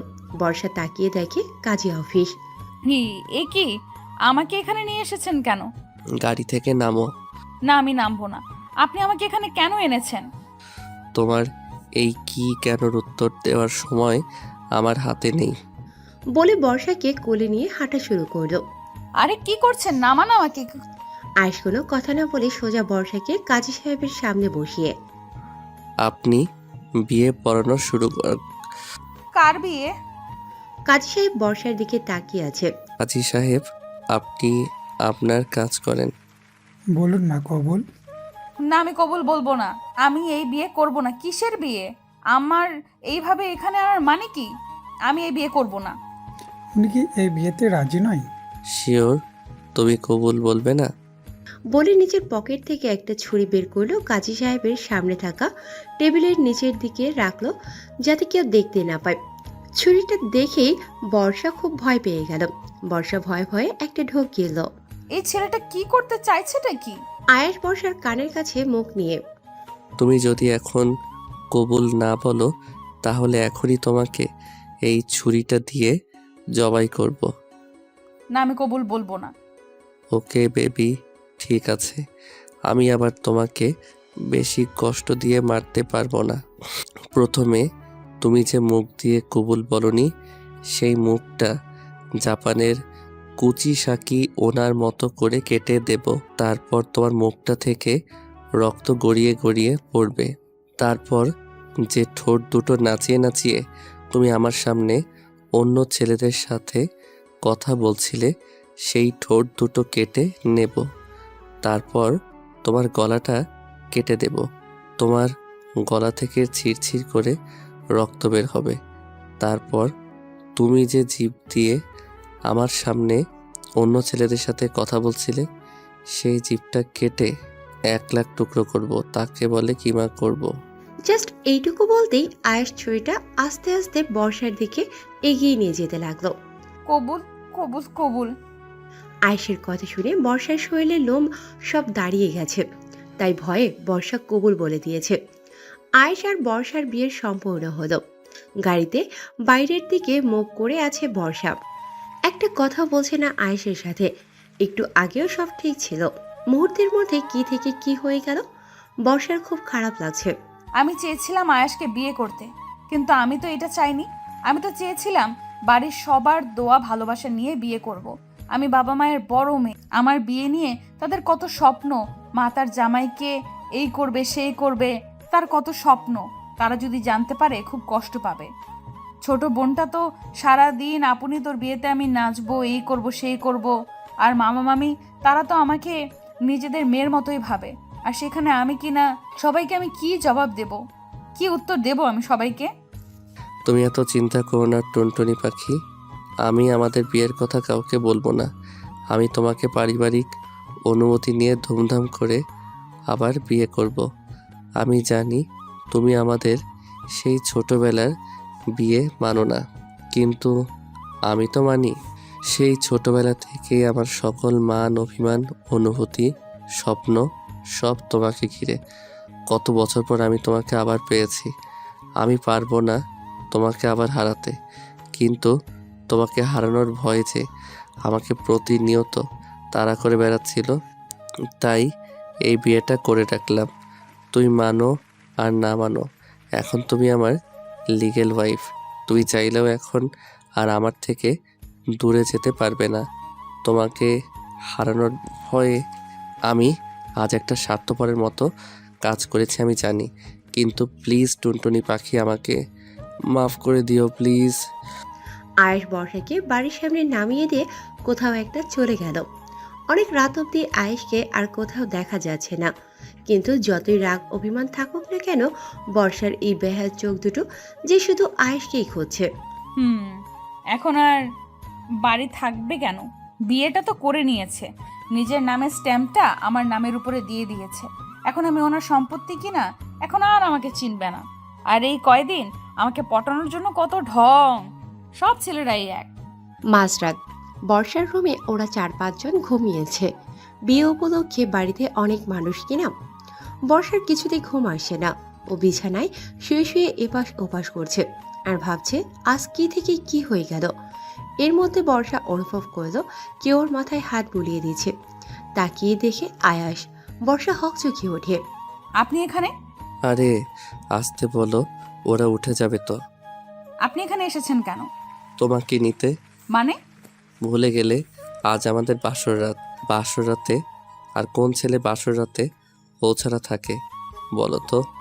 আমি আপনার সাথে কোথাও যাব না। ভালোই ভালোই চলো বলছি, না হয় আমি কিন্তু বাড়ির সবাইকে আমাদের বিয়ের কথা জানিয়ে দেব। তখন কি হবে বুঝতেই পারছো। কোথায় যেতে হবে চলুন বলে উঠে হাঁটা ধরলো। এই তো বাছা, লাইনে আসো বলে বর্ষাকে কোলে তুলে নিল। আরে কি করছেন, নামান আমাকে। এই বাসর রাতে আমার বউ, তার স্বামী থাকতে হেঁটে হেঁটে যাবে? আমি আমার ছোট্ট কিউট মিষ্টি বউটাকে এত কষ্ট দিতে পারি বলো? ঢং যত, সেই তো আমাকে বাড়ির সামনে নামিয়ে দিয়ে কোথায় হাওয়া হয়ে গেলেন, আর কোনো খোঁজ নেই আপনার। বর্ষার কথা শুনে কোনো উত্তর না দিয়ে আয়েশ বর্ষাকে কোলে তুলে নিয়ে হাঁটা ধরল। আয়েশ বর্ষাকে কোলে নিয়ে ছাদের চিলে কোঠার রুমটিতে নামালো। বর্ষার সামনের দিকে তাকিয়ে অবাক। পুরো রুমটা জ্বলন্ত মোমবাতি দিয়ে সাজানো আর লেখা আই লাভ ইউ টুনটুনি। তারপর বর্ষার হাতে একটা প্যাকেট দিল। এটা কি? খুলে দেখো। বর্ষা প্যাকেটটা খুলে দেখে তো অবাক। এটা তো সেই শাড়িটা যেটা তুমি শপিং মলে হাঁ করে দেখছিলে। আমি দেখেই বুঝেছিলাম শাড়িটা তোমার অনেক পছন্দ হয়েছে। তখনই শাড়িটা কিনে নিয়ে এসেছিলাম, কিন্তু অপেক্ষায় ছিলাম যে সঠিক সময় তোমাকে শাড়িটা দেব। আর আজ রাতের থেকে সঠিক সময় তো আর হতে পারে না। কিন্তু এই যে সব আপনি কখন করলেন? ওই যে যখন তোমাকে বাসার সামনে নামিয়ে দিয়ে হাওয়া হয়ে গিয়েছিলাম, তখন আমার রুমে তো 3-4 জন ঘুমাবে, সেখানে তো তোমাকে নিতে পারবো না। আর আজ আমার বাসর রাত, কোনো মতেই আমার বাসর রাতে বউ ছাড়া থাকা যাবে না। কি করব ভাবতে ভাবতেই চিলেকোঠার ঘরটির কথা মনে পড়লো। হয়তো খুব সুন্দর কিছু করতে পারিনি, কিন্তু এইটুকু সময়ে যতটুকু পেরেছি করেছি। তা ময়লা ছিল এই ঘরটায়, সেইগুলো পরিষ্কার করতে করতে অনেক সময় চলে গেছে। না হয় আর একটু কিছু করতে পারতাম। আয়েশের কথা শুনে বর্ষার চোখ দুটো ছলছল করে উঠল। মানুষটা আমাকে এত ভালোবাসে? আমার উত্তরটা কিন্তু এখনো পেলাম না। কিসের উত্তর? এই যে লেখাটার, এটার তো একটা উত্তর আছে, তাই না? জানি না। আচ্ছা মানলাম জানো না, কিন্তু এখন কি আমরা আমাদের বাসরাতটা শুরু করতে পারি? মানে বোঝাচ্ছি তোমাকে। বলে বর্ষার কোমর ধরে টেনে নিজের কাছে নিয়ে আসলো। বর্ষার চুলগুলো ওর কানে গুজে দিয়ে। এখন আমি আমার বউকে আদর করব। কিসের বউ? আপনি আমাকে ভয় দেখিয়ে জোর করে বিয়ে করেছেন, এই বিয়ে আমি মানি না। তুমি মানো আর নাই মানো, এখন তুমি আমার লিগ্যাল ওয়াইফ। আর এখন আমার বউয়ের সাথে যে কোনো কিছু করার অধিকার আমার আছে। তুমি বুঝতেই পারছো আমি ঠিক কি বোঝাতে চাচ্ছি। উফ বউ, আমি আর পারছি না। আমি এই শীতে এই রাতে গোসল করতে পারবো না। ছি। বর্ষার কথা শুনে আয়াস খিলখিল করে হেসে উঠল। সিসি বউ, তুমি এত নোংরা কথা চিন্তা করো? তোমার মাথায় এইসব কথা ঘুরছিল বউ? তুমি কি ভেবেছিলে যে আমি তোমার সাথে এখন কি করব যাতে তোমার গোসল করা লাগবে? উফ সরি বউ, ওসব করার পর তো গোসল করা ফরজ হয়ে যায়, কিন্তু আমি ভাবিনি যে ওসব কিছু করব আজকে। কিন্তু তোমার চিন্তা ভাবনা তো আমার থেকেও ফাস্ট বউ। আয়েশের কথা এবার বর্ষার লজ্জায় মাটির সাথে মিশে যেতে ইচ্ছে করছে। আমি মুখ ফসকে এটা কি বলে ফেললাম? লজ্জায় বর্ষার মুখ লাল হয়ে গেছে। তা বউ, তুমি যখন চাচ্ছ তখন আর দেরি করে লাভ কি? শুভ কাজে দেরি করতে নেই, চলো তোমার গোসল করার ব্যবস্থাটা করেই দেই। বলে বর্ষার দিকে এক পা করে আগাতে শুরু করলো, আর বর্ষা এক পা করে পিছিয়ে যেতে থাকলো। এই আমার দিকে আগাবেন না বলে দিচ্ছি, দূরে যান দূরে যান। কেন বউ, এখন লজ্জা পাচ্ছ কেন? কাছে এসো। ইস বউ, তোমাকে লজ্জা পেলে যে কি কিউট লাগে, একদম নেশা ধরে যায়, নিজেকে সামলানো দায় হয়ে পড়ে। বর্ষা পিছিয়ে যেতে যেতে দেয়ালে পিঠ থেকে গেছে, এখন আর যাওয়ার জায়গা নেই। এখন আর কোথায় পালাবে বউ? এখন তো আমার কাছে আসতেই হবে, টুনটুনি পাখিটা আমার। হঠাৎ বর্ষা আয়েশের শার্টের কলার ধরে নিজের কাছে নিয়ে আসলো। আমিও আর পারছি না বেবি, কাছে এসো। বর্ষার হঠাৎ এমন কাণ্ডে আয়েশ হতভম্ব। বর্ষার কথা শুনে আয়েশের চোখগুলো গোল গোল হয়ে গেছে। আমি ভুল শুনলাম না তো? কি বলছে এইসব এই মেয়েটা? এবার আয়েশ এক পা করে পিছিয়ে যাচ্ছে, আর বর্ষা এক পা করে আয়েশের দিকে এগিয়ে যাচ্ছে। আয়েশ বর্ষাকে ওর দিকে এভাবে যেতে দেখে খুব ঘাবড়ে গেছে। আয়েশের কপালে বিন্দু বিন্দু ঘাম এসে জমা হয়েছে। কি হলো বেবি, ভয় পাচ্ছ কেন? আমি না তোমার বউ, আমাকে আদর করবে না সোনা? এখন দূরে যাচ্ছ কেন বেবি? Come on baby. হঠাৎ আয়েশকে ধাক্কা দিয়ে নিচে ফেলে দিল বর্ষা। তারপর আয়েশের গায়ের উপর উঠে বসলো। আলতোভাবে আয়েশের কপালের উপর থেকে আঙুল নামিয়ে আয়েশের বুকের কাছে আনলো। তারপর আয়েশের শার্টের বোতাম খুলতে শুরু করলো। আয়েশ একটা শুকনো ঢোক গিলে কি করছো? নিজের স্বামীকে আদর করছি, দেখছো না? তোমার আর আমার ফরজ গোসল করার ব্যবস্থা করছি বেবি, ডিস্টার্ব করো না, আমাকে আদর করতে দাও। আয়েশ কল্পনায়ও কখনো বর্ষাকে এভাবে কল্পনা করেনি। হঠাৎ বর্ষার এমন রূপ ওর ঠিক হজম হচ্ছে না। ওর কোথায় যেন একটা খটকা লাগছে। একটু আগেই তো মেয়েটা খুব ভয় পাচ্ছিল, হঠাৎ কি হলো মেয়েটার? তবুও কিছু বলল না, কারণ বর্ষা আজ নিজে থেকে ওর কাছে আসতে চাইছে। ও চায় বর্ষার ভালোবাসার পরশে আজ পাগল হয়ে যেতে। কত বছরের অপেক্ষা আজ পূর্ণতা পাবে। বর্ষা আয়েশের শার্টটা খুলে ছুঁড়ে ফেলে দিল, তারপর আয়েশের বুকে নিজের মুখ ডুবিয়ে দিল। আহ বলে গগন বিদারী এক চিৎকার দিয়ে উঠল, কারণ বর্ষা ওর বুকে সজোরে কামড় বসিয়ে দিয়েছে। আয়েশের বুকে বর্ষার দাঁতগুলো একদম বসে গেছে, মনে হচ্ছে এখনই রক্ত বের হবে। কি ভেবেছিলেন আমি আপনাকে আদর করব? ইস, শখ কত সেগুড়ে বালি। ফের আমার কাছাকাছি আসার আগে আমার এই কামড়ের কথা মনে করবেন। বলে হনহন করে বেরিয়ে চলে গেল। আয়েশ বর্ষার কামড়ের দাগের দিকে তাকিয়ে একটা মুচকি হাসি দিল। থাক না, তোমার এই কামড়টাই আমার আর তোমার জীবনের প্রথম রাতের চিহ্ন হিসেবে। তোমার এই দাঁতের দাগগুলো আমার বুকে ব্যথার চেয়ে আনন্দটাই বেশি দিয়েছে টুনটুনি। আজ আফরিনের বিয়ে। বর্ষা কাল আয়েশের দেওয়া শাড়িটা পরেছে। যদিও আফরিনের বিয়ের দিন বর্ষা লেহেঙ্গা পরবে বলে লেহেঙ্গা কিনেছিল, কিন্তু আজ ওর আয়েশের দেওয়া শাড়িটাই বেশি পরতে ইচ্ছে করছে। বর্ষা শাড়িটা পরে হালকা মেকআপ করে বিয়ে বাড়িতে ঘুরছে, আর কাল রাতের ঘটনাগুলো একের পর এক ভাবছে। কি থেকে কি হয়ে গেল, বাবা মাকে ও কি জবাব দেবে, এইসব। ও নিজের চিন্তা এতই মত্ত ছিল যে চারদিকে ওর কোনো খেয়াল নেই। হঠাৎ অসাবধানতা বশত ওর শাড়িটা একটু সরে গিয়ে পেটের কিছু অংশ দেখা যাচ্ছিল। ওদিকে ওর কোনো খেয়াল নেই, কিন্তু কতগুলো ছেলে ওর পেটের দিকে বাজে নজরে তাকিয়েছিল। আর এটা দেখে আয়েশের মাথায় রক্ত উঠে গেছে। ওর রাগ বা ওর নিজের কোনোটাই ওর নিয়ন্ত্রণে নেই। ও এখন কি করছে কিছুই ওর মাথায় নেই।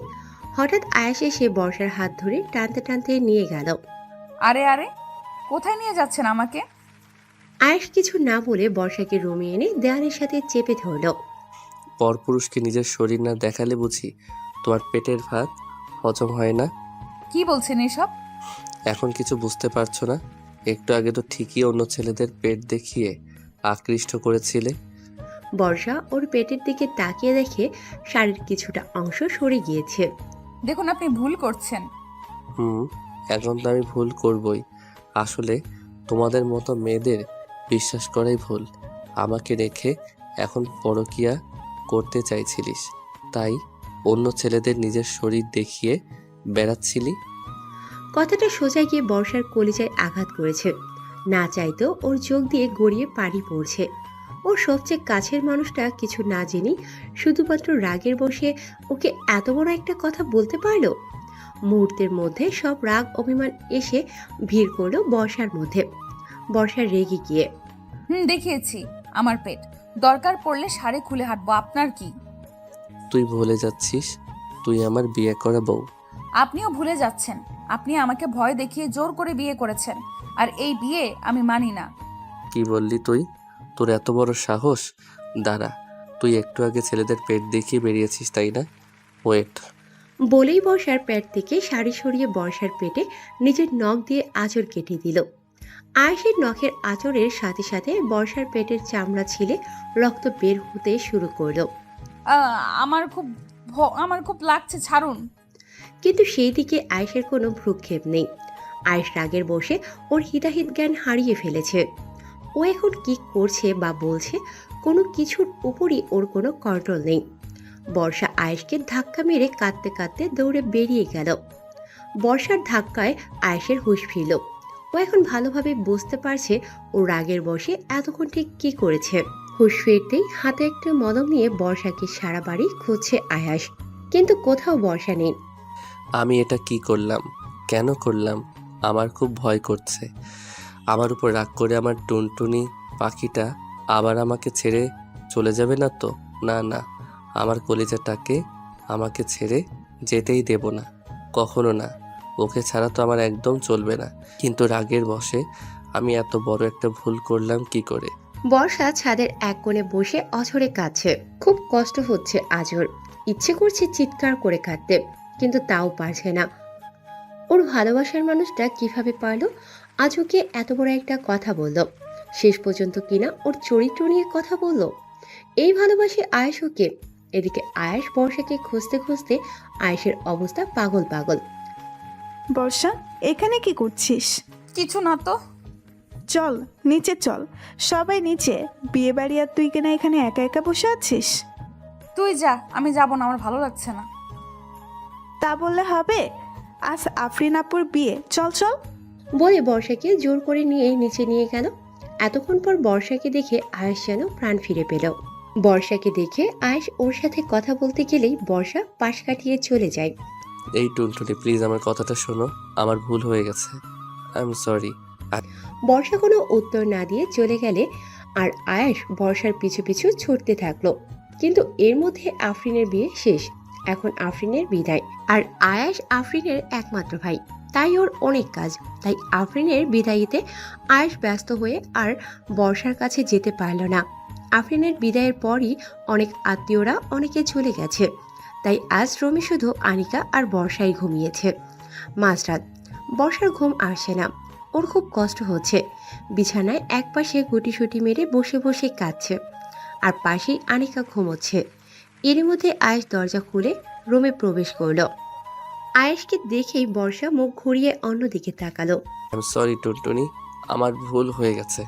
আমি আর কখনো এমন করব না। আমাকে মাফ করে দাও প্লিজ। বর্ষা কোনো কথা বলছে না। Sorry please. তখন আমার মাথা খুব গরম হয়ে গেছিল। আমার নিজের উপর কোনো কন্ট্রোল ছিল না। প্লিজ এইবারের মতো মাফ করে দাও। বর্ষা এবার চুপ। আমার সাথে কথা বলবে না? প্লিজ চুপ করে থেকো না, কিছু বলো। বর্ষা কথা বলছে না। ওর চোখ দিয়ে শুধু অঝরে পানি ঝরছে। প্লিজ কেঁদো না।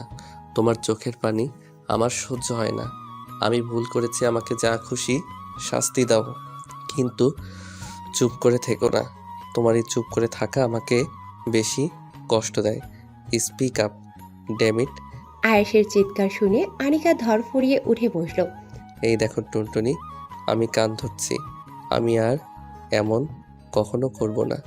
তবুও আমার সাথে কথা বলো। 1 2 3।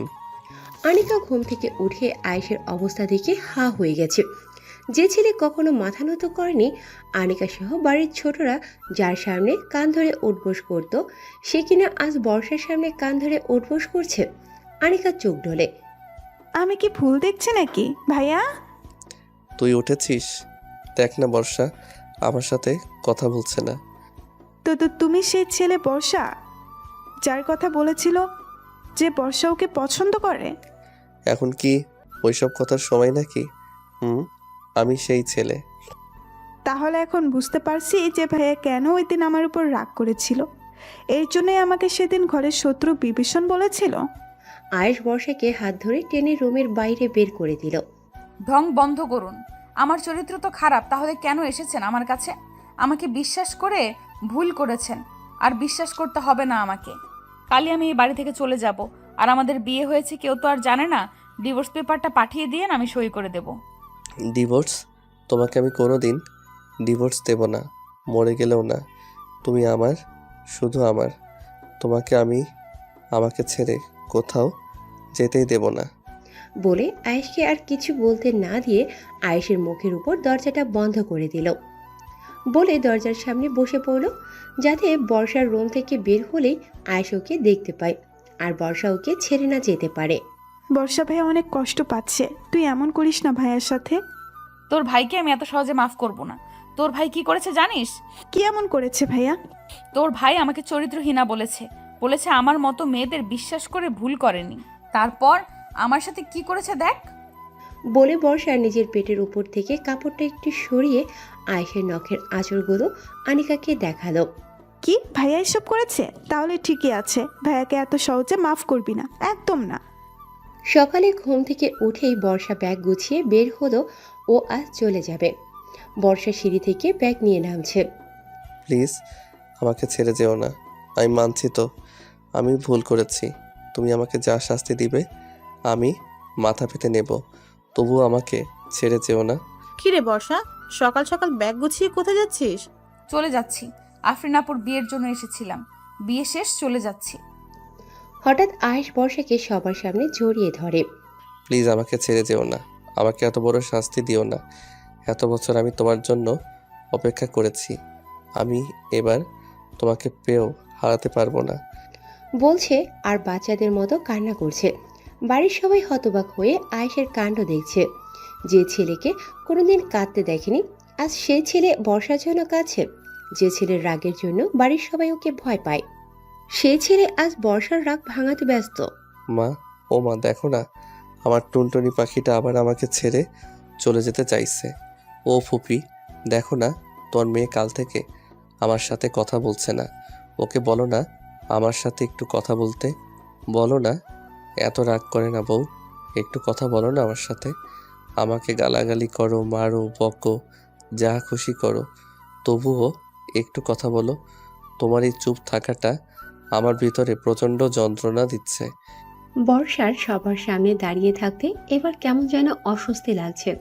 সবাই ওদের দিকে কেমন করে তাকিয়ে আছে। বর্ষা দ্রুত আয়েশকে সরিয়ে রুমে চলে গেল। আয়েশও বর্ষার পিছু পিছু গেল। বর্ষার দরজা আটকাবে, আয়েশ এমন সময় দরজাটা ধাক্কা দিয়ে ভিতরে ঢুকলো। এই টুনটুনি, কেঁদো না, তোমার চোখের পানি আমার একদম সহ্য হয় না। এর মধ্যে ভাইয়া তোদের বাবা নিচে ডাকছে। এসব কি হচ্ছে আয়াস? তোর বুদ্ধি জ্ঞান কি সব লোপ পেয়েছে? বর্ষার সাথে তুমি সবার এমন করছো কেন? ছি ছি আয়াস, তোর কাছ থেকে এটা আশা করিনি আমি। উনি না এখন আমাদের বিয়ের ব্যাপারে সব বলে দেয়, কি জবাব দেব আমি সবাইকে? সবাই খুব কষ্ট পাবে। আমি বর্ষাকে ভালোবাসি, আমি বর্ষাকে বিয়ে করতে চাই বাবা। তুমিও কি তাই চাও বর্ষা? এখন না, আমার টুনটুনি পাখিটা আবার না বলে দেয়।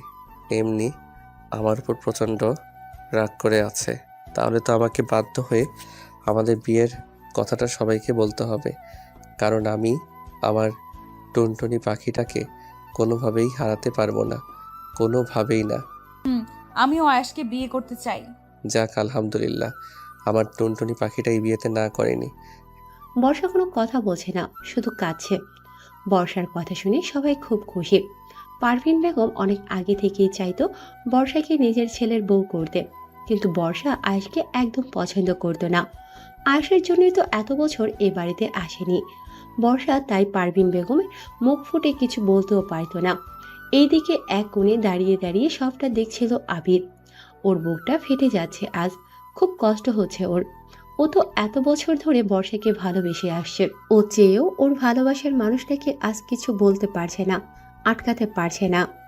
ও বিশ্বাস করতে পারছে না ওর ভালোবাসার মানুষটা অন্য কাউকে ভালোবাসে। ও মানতে পারছে না ওর ভালোবাসার মানুষটা অন্য কারো হবে। নীরবে নিঃশব্দে আবিদের চোখ থেকে গড়িয়ে গড়িয়ে পানি পড়ছে। সবার চোখ এড়িয়ে গেল আবিদের এই অবস্থা, আনিকার চোখ এড়িয়ে যায়নি। আনিকা আবিদের চোখের পানি একদম সহ্য করতে পারছে না। আবিদের চোখের পানি যেন আনিকার বুকের মধ্যে তোলপাড় শুরু করে দিয়েছে। আনিকাও যে আবিদকে খুব ভালোবাসে। আয়াস আর বর্ষার বিয়েটা সুষ্ঠুভাবেই সম্পূর্ণ হয়েছে। বাসর ঘরে বসে আছে বর্ষা। আয়াস রুমে ঢুকে দরজাটা আটকে দিয়ে বর্ষার পাশে গিয়ে বসলো। বর্ষা উঠে চলে যাওয়া শুরু করতেই বর্ষার কোমর ধরে আয়াস নিজের সাথে মিশিয়ে নিল। এখন আমার উপর রাগ করে থাকবে বউ? বর্ষা অন্যদিকে মুখ ঘুরিয়ে ফিরিয়ে আছে। কথা বলবে না আমার সাথে? বর্ষা কোনো কথা বলছে না। তোমাকে কিভাবে কথা বলাতে হবে তা আমার ভালোভাবেই জানা আছে, বলে নিজের বৃদ্ধা আঙ্গুলি দিয়ে বর্ষার ঠোঁটে স্লাইড করতে লাগলো। আর আয়েশের প্রতিটা স্পর্শে বর্ষা কেঁপে কেঁপে উঠছে। তারপর বর্ষার গলায় মুখ ডুবিয়ে দিয়ে দিল এক কামড়। আহ বলে আয়েশকে ধাক্কা দিয়ে সরিয়ে দিল। কি করলেন এটা?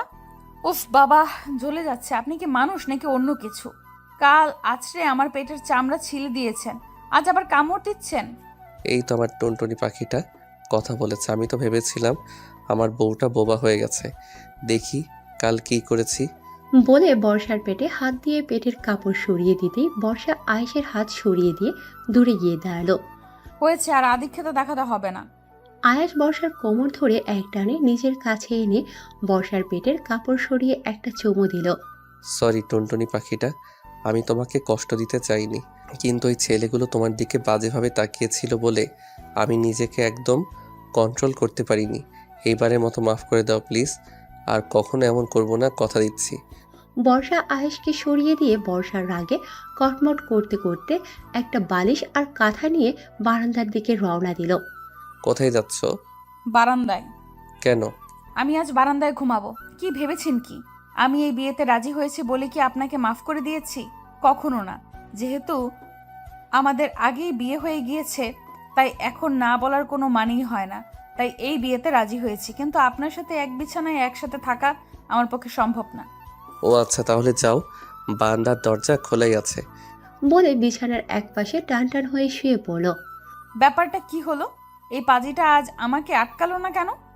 পাজিটা এত তাড়াতাড়ি রাজি হয়ে গেল কিভাবে? আমাকে কি আজ রাতে বারান্দায় থাকতে হবে? কোথায় ভেবেছিলাম আমি বারান্দায় যেতে চাইলে এই পাজিটা আমায় আটকিয়ে বলবে, তুই বিছানায় শুয়ে পড়ো, তুমি বিছানায় শুয়ে পড়ো, আমি বারান্দায় যাচ্ছি। তা না, এত তাড়াতাড়ি রাজি হয়ে গেল। বারান্দায় আমি একা একা থাকবো কিভাবে? আমার তো খুব ভয় লাগছে। কি হলো, দাঁড়িয়ে আছো কেন? যাও বারান্দায়, নাকি আমার এগিয়ে দিয়ে আসতে হবে? কেন বলতে গেলাম আমি বারান্দায় ঘুমাবো, আমি সোফায় ঘুমাবো বললেও তো হতো, কিন্তু বুঝতে পারিনি এই পাজিটা এত তাড়াতাড়ি রাজি হয়ে যাবে। এখন তো আমাকে বারান্দায় যেতেই হবে, না হলে এই পাজিটা আমাকে নিয়ে হাসবে। বর্ষা করুণ দৃষ্টিতে একবার আয়েশের দিকে তাকিয়ে একটা ঢোক গিলে বারান্দায় চলে গেল। বর্ষা বারান্দায় পা দেবে, এর মধ্যে দেখে বারান্দায় কেউ একজন কাদামাটি বিছিয়ে রেখেছে। বর্ষার আগে কটমট করতে করতে রুমের ভিতর সোফার দিকে যায়। সোফায় বসতে যাবে এমন সময় দেখে সোফা একদম পানি দিয়ে ভিজিয়ে টইটুম্বর করে রাখা হয়েছে। বর্ষা আয়েশের দিকে একবার অগ্নি দৃষ্টিতে তাকিয়ে মেঝেতে শুতে যায়।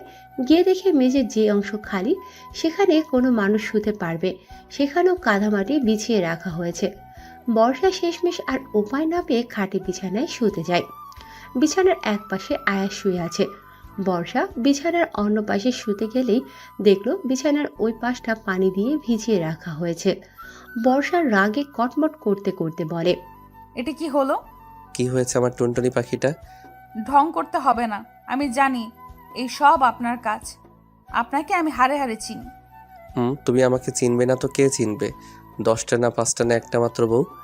আমি এখন কোথায় ঘুমাবো? আয়েশ আঙুল দিয়ে নিজের বুকটা দেখিয়ে। এখানে।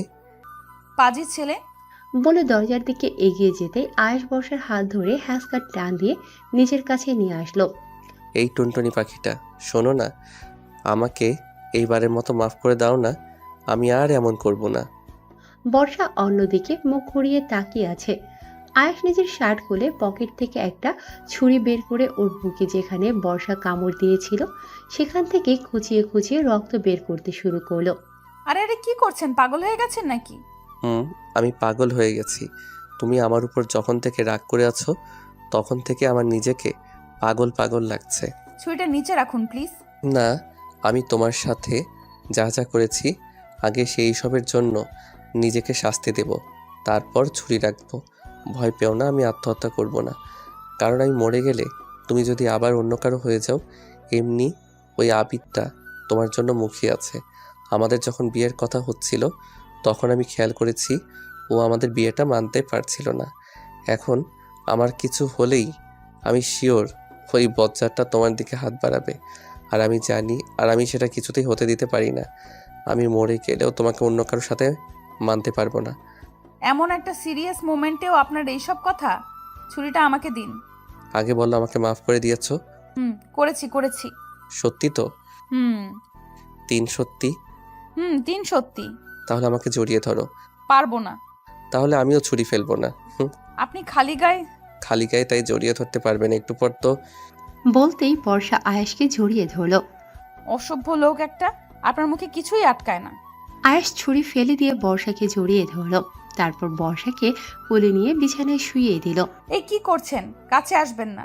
আর তাছাড়া আপনার বুকে কাটার জায়গায় এখন ওষুধ লাগাতে হবে। এই মুহূর্তে আমার সবচেয়ে বড় ওষুধ তুমি টুনটুনি। একদম কাছে আসবেন না। আজকে তো তোমার বারণ আমি শুনবো না। তুই না চাইলেও আমি তোমার কাছে যাব, দরকার হয় জোর করে যাব। বলে বর্ষার উপর শুয়ে পড়ল। তারপর বর্ষার ঘাড়ে গলায় অজস্র চুমুতে ভরিয়ে দিল। একটু পর বর্ষার গলা থেকে মুখ তুলে বর্ষার দিকে তাকিয়ে। আজকে কি গোসল করতে পারবে? বর্ষার লজ্জায় আয়েশের বুকে মুখ লুকালো। তারপর বদ্ধ দরজার পিছনে যা হয়েছে তা আয়েশ আর বর্ষার সিক্রেট। সকালে আয়েশ ঘুম থেকে উঠে দেখে বর্ষা এখনো ঘুমোচ্ছে। আয়েশ বর্ষার কপালে একটা চুমু দিতেই বর্ষারও ঘুম ভেঙে গেল। গুড মর্নিং আমার টুনটুনি পাখিটা। Good morning. কখন উঠেছেন? তুমি আমাকে এই আপনি বলাটা কবে থেকে ছাড়বা বলো তো? ধুর, সকালে আমার মুডটাই দিলে খারাপ করে। বলে রেগে বিছানা ছেড়ে উঠতে গেলেই বর্ষা আয়েশকে জড়িয়ে ধরল। I love you. কি বললে? তুমি আমাকে আই লাভ ইউ বললে? আমি আমার কানকে বিশ্বাস করতে পারছি না। বলে অজস্র চুমুতে বর্ষার চোখ, নাক, মুখ, গলা ভরিয়ে দিতে লাগলো। এই কি করছো? কি ছাড়ো আমাকে। এখন আর ছাড়াছাড়ি নেই। এখন আমি আর একবার তোমার কাছে যেতে চাই। বর্ষা দৌড়ে উঠে ওয়াশরুমের কাছে গিয়ে, কাল সারা রাত আমাকে জ্বালিয়ে তোমার শান্তি হয়নি? আগামী 1 মাস তুমি আমার ধারে কাছে আসবে না। আমি এখনই আসবো। বলে বিছানা থেকে উঠে দাঁড়াতেই বর্ষা একটা ভেঙচি দিয়ে দৌড়ে ওয়াশরুমের ভেতর চলে গেল। বর্ষা ওয়াশরুম থেকে বেরিয়ে আয়নার সামনে দাঁড়িয়ে নিজের চুল আঁচড়াচ্ছে। আয়েশ পেছন থেকে এসে বর্ষাকে জড়িয়ে ধরে বর্ষার পেটের উপর হাত রাখল। অবশেষে তুমি আমার। আমি সেই তো ছোটবেলা থেকেই তোমার। ইস, এতদিন তো নিজেকে আমার থেকে দূরে রাখার জন্য কত চেষ্টাই না করেছো। আমি যখন শৈশবে ছিলাম তখনও আমার সবটা জুড়ে তুমি ছিলে। আমি যখন শৈশব থেকে কৈশোরে পদার্পণ করেছিলাম তখনও আমার সবটা জুড়ে তুমিই ছিলে। আমি যখন কৈশোর থেকে যৌবনে পা রেখেছিলাম তখনও আমার সবটা জুড়ে তুমিই ছিলে। তুমি সেই ব্যক্তি যে সর্বপ্রথম আমার মনটা চুরি করে নিয়েছিলে। তুমি আমার জীবনের প্রথম পুরুষ, আর ইনশাল্লাহ শেষ পুরুষও হবে। বলে এতদিন আমাকে এত কষ্ট দিলে কেন? ওই যে তোমার রাগটাকে খুব ভয় পেতাম, আর তুমি আর আবিদ ভাইয়া যা শুরু করেছিলে তাতে আমি খুব ভয় পেয়ে গেছিলাম। ভেবেছিলাম তোমার থেকে দূরে যাওয়াটাই নিরাপদ। না হয় আমার জন্য হয়তো তুমি নিজেই তোমার কোনো ক্ষতি করে ফেলবে, আর আমার জন্য তোমার ক্ষতি হবে এটা আমি কখনো চাই না। এখন ভয় পাও না আমার রাগকে? না। কেন? বর্ষা পেছনে ঘুরে আয়েশের কপালে একটা চুমু দিয়ে, কারণ এখন আমি জানি তোমার রাগের মধ্যে লুকিয়ে আছে আমার প্রতি অসম্ভব ভালোবাসা। আই লাভ ইউ টুনটুনি পাখিটা। I love you too. Ayesh বর্ষাকে জড়িয়ে ধরে। ছাদের এক কোণে দাঁড়িয়ে সিগারেট খাচ্ছে আবিদ। এমনিতেও ও কখনো সিগারেট ছুঁয়েও দেখে না, কিন্তু আজ ওর খুব কষ্ট হচ্ছে। ও নিজের চোখের সামনে নিজের ভালোবাসার মানুষকে অন্য কারো হতে দেখেছে। আবিদ ওর বন্ধুদের কাছে শুনেছে যে সিগারেটের ধোঁয়ায় নাকি নিজের সব দুঃখ কষ্ট উড়িয়ে দেওয়া যায়। তাই সিগারেটের ধোঁয়ায় নিজের কষ্টগুলো থেকে পরিত্রাণ পাওয়ার ব্যর্থ চেষ্টা করছে। কাল সারা রাত ঘুম হয়নি ওর। চোখের নিচে কালো দাগ পড়ে গেছে, চুলগুলো উস্কো খুস্কো। এই দুদিনে আবিদের মুখটা শুকিয়ে গেছে। আবিদ আনমনে এক দৃষ্টিতে আকাশের দিকে তাকিয়ে, আমিও তো ভালোবেসেছিলাম। আমার ভালোবাসায় তো কোনো খাত ছিল না, তবে কেন আমার ভালোবাসা মানুষ আজ অন্য কারো? আমিও তো সেই ছোট্টবেলা থেকেই বর্ষাকে ভালোবেসেছি, ও কেন আমাকে ভালোবাসতে পারলো না? আমি তো সেই ছোটবেলা থেকেই বর্ষার জন্য অপেক্ষা করেছি, বারবার একটা বার ওকে দেখার জন্য ছুটে গিয়েছি গ্রামে। আমার ভাগ্য কেন আমার সহায় হলো না? কি অপরাধ ছিল আমার? পেছন থেকে আনিকা। আবিদ ভাইয়া, আবিদের এখন এই মুহূর্তে কারোর সাথে কোনো কথা বলতে ইচ্ছে করছে না। এই মুহূর্তে ও একটু একা থাকতে চায়। তাই কোনো কথা না বলে আনিকার পাশ কাটিয়ে চলে যেতে নিলে আনিকা আবিদকে জড়িয়ে ধরে কেঁদে দিল। ভাইয়া তোমার কষ্ট আমার একদম সহ্য হচ্ছে না। আমি তোমাকে এভাবে দেখতে পাচ্ছি না ভাইয়া। আবিদ মূর্তির মতো দাঁড়িয়ে আছে, ওর মুখ থেকে কোনো কথা বের হচ্ছে না। আমি তোমাকে ভালোবাসি ভাইয়া, খুব ভালোবাসি। সেই ছোটবেলা থেকে আমি তোমাকে ভালোবাসি।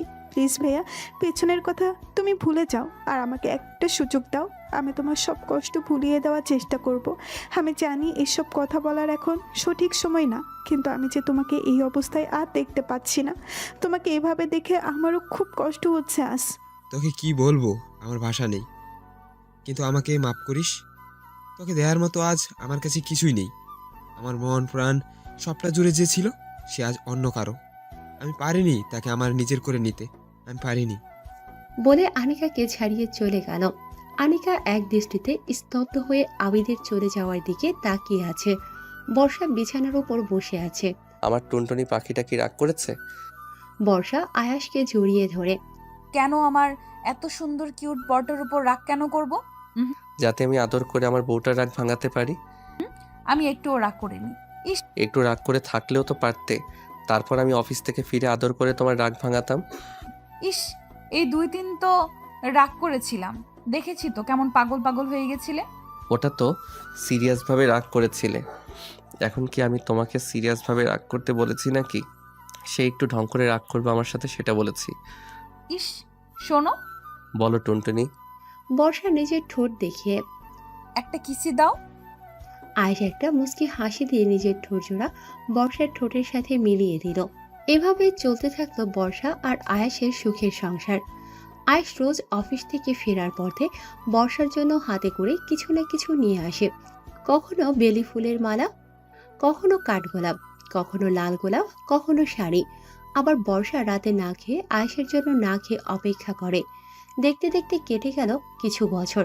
হঠাৎ একদিন বর্ষা মাথা ঘুরে পড়ে গেল। সেদিন আয়েশের অবস্থা প্রায় পাগল পাগল হয়ে গিয়েছিল, কিন্তু ডাক্তারের কাছে গিয়ে জানতে পারলো বর্ষা প্রেগনেন্ট।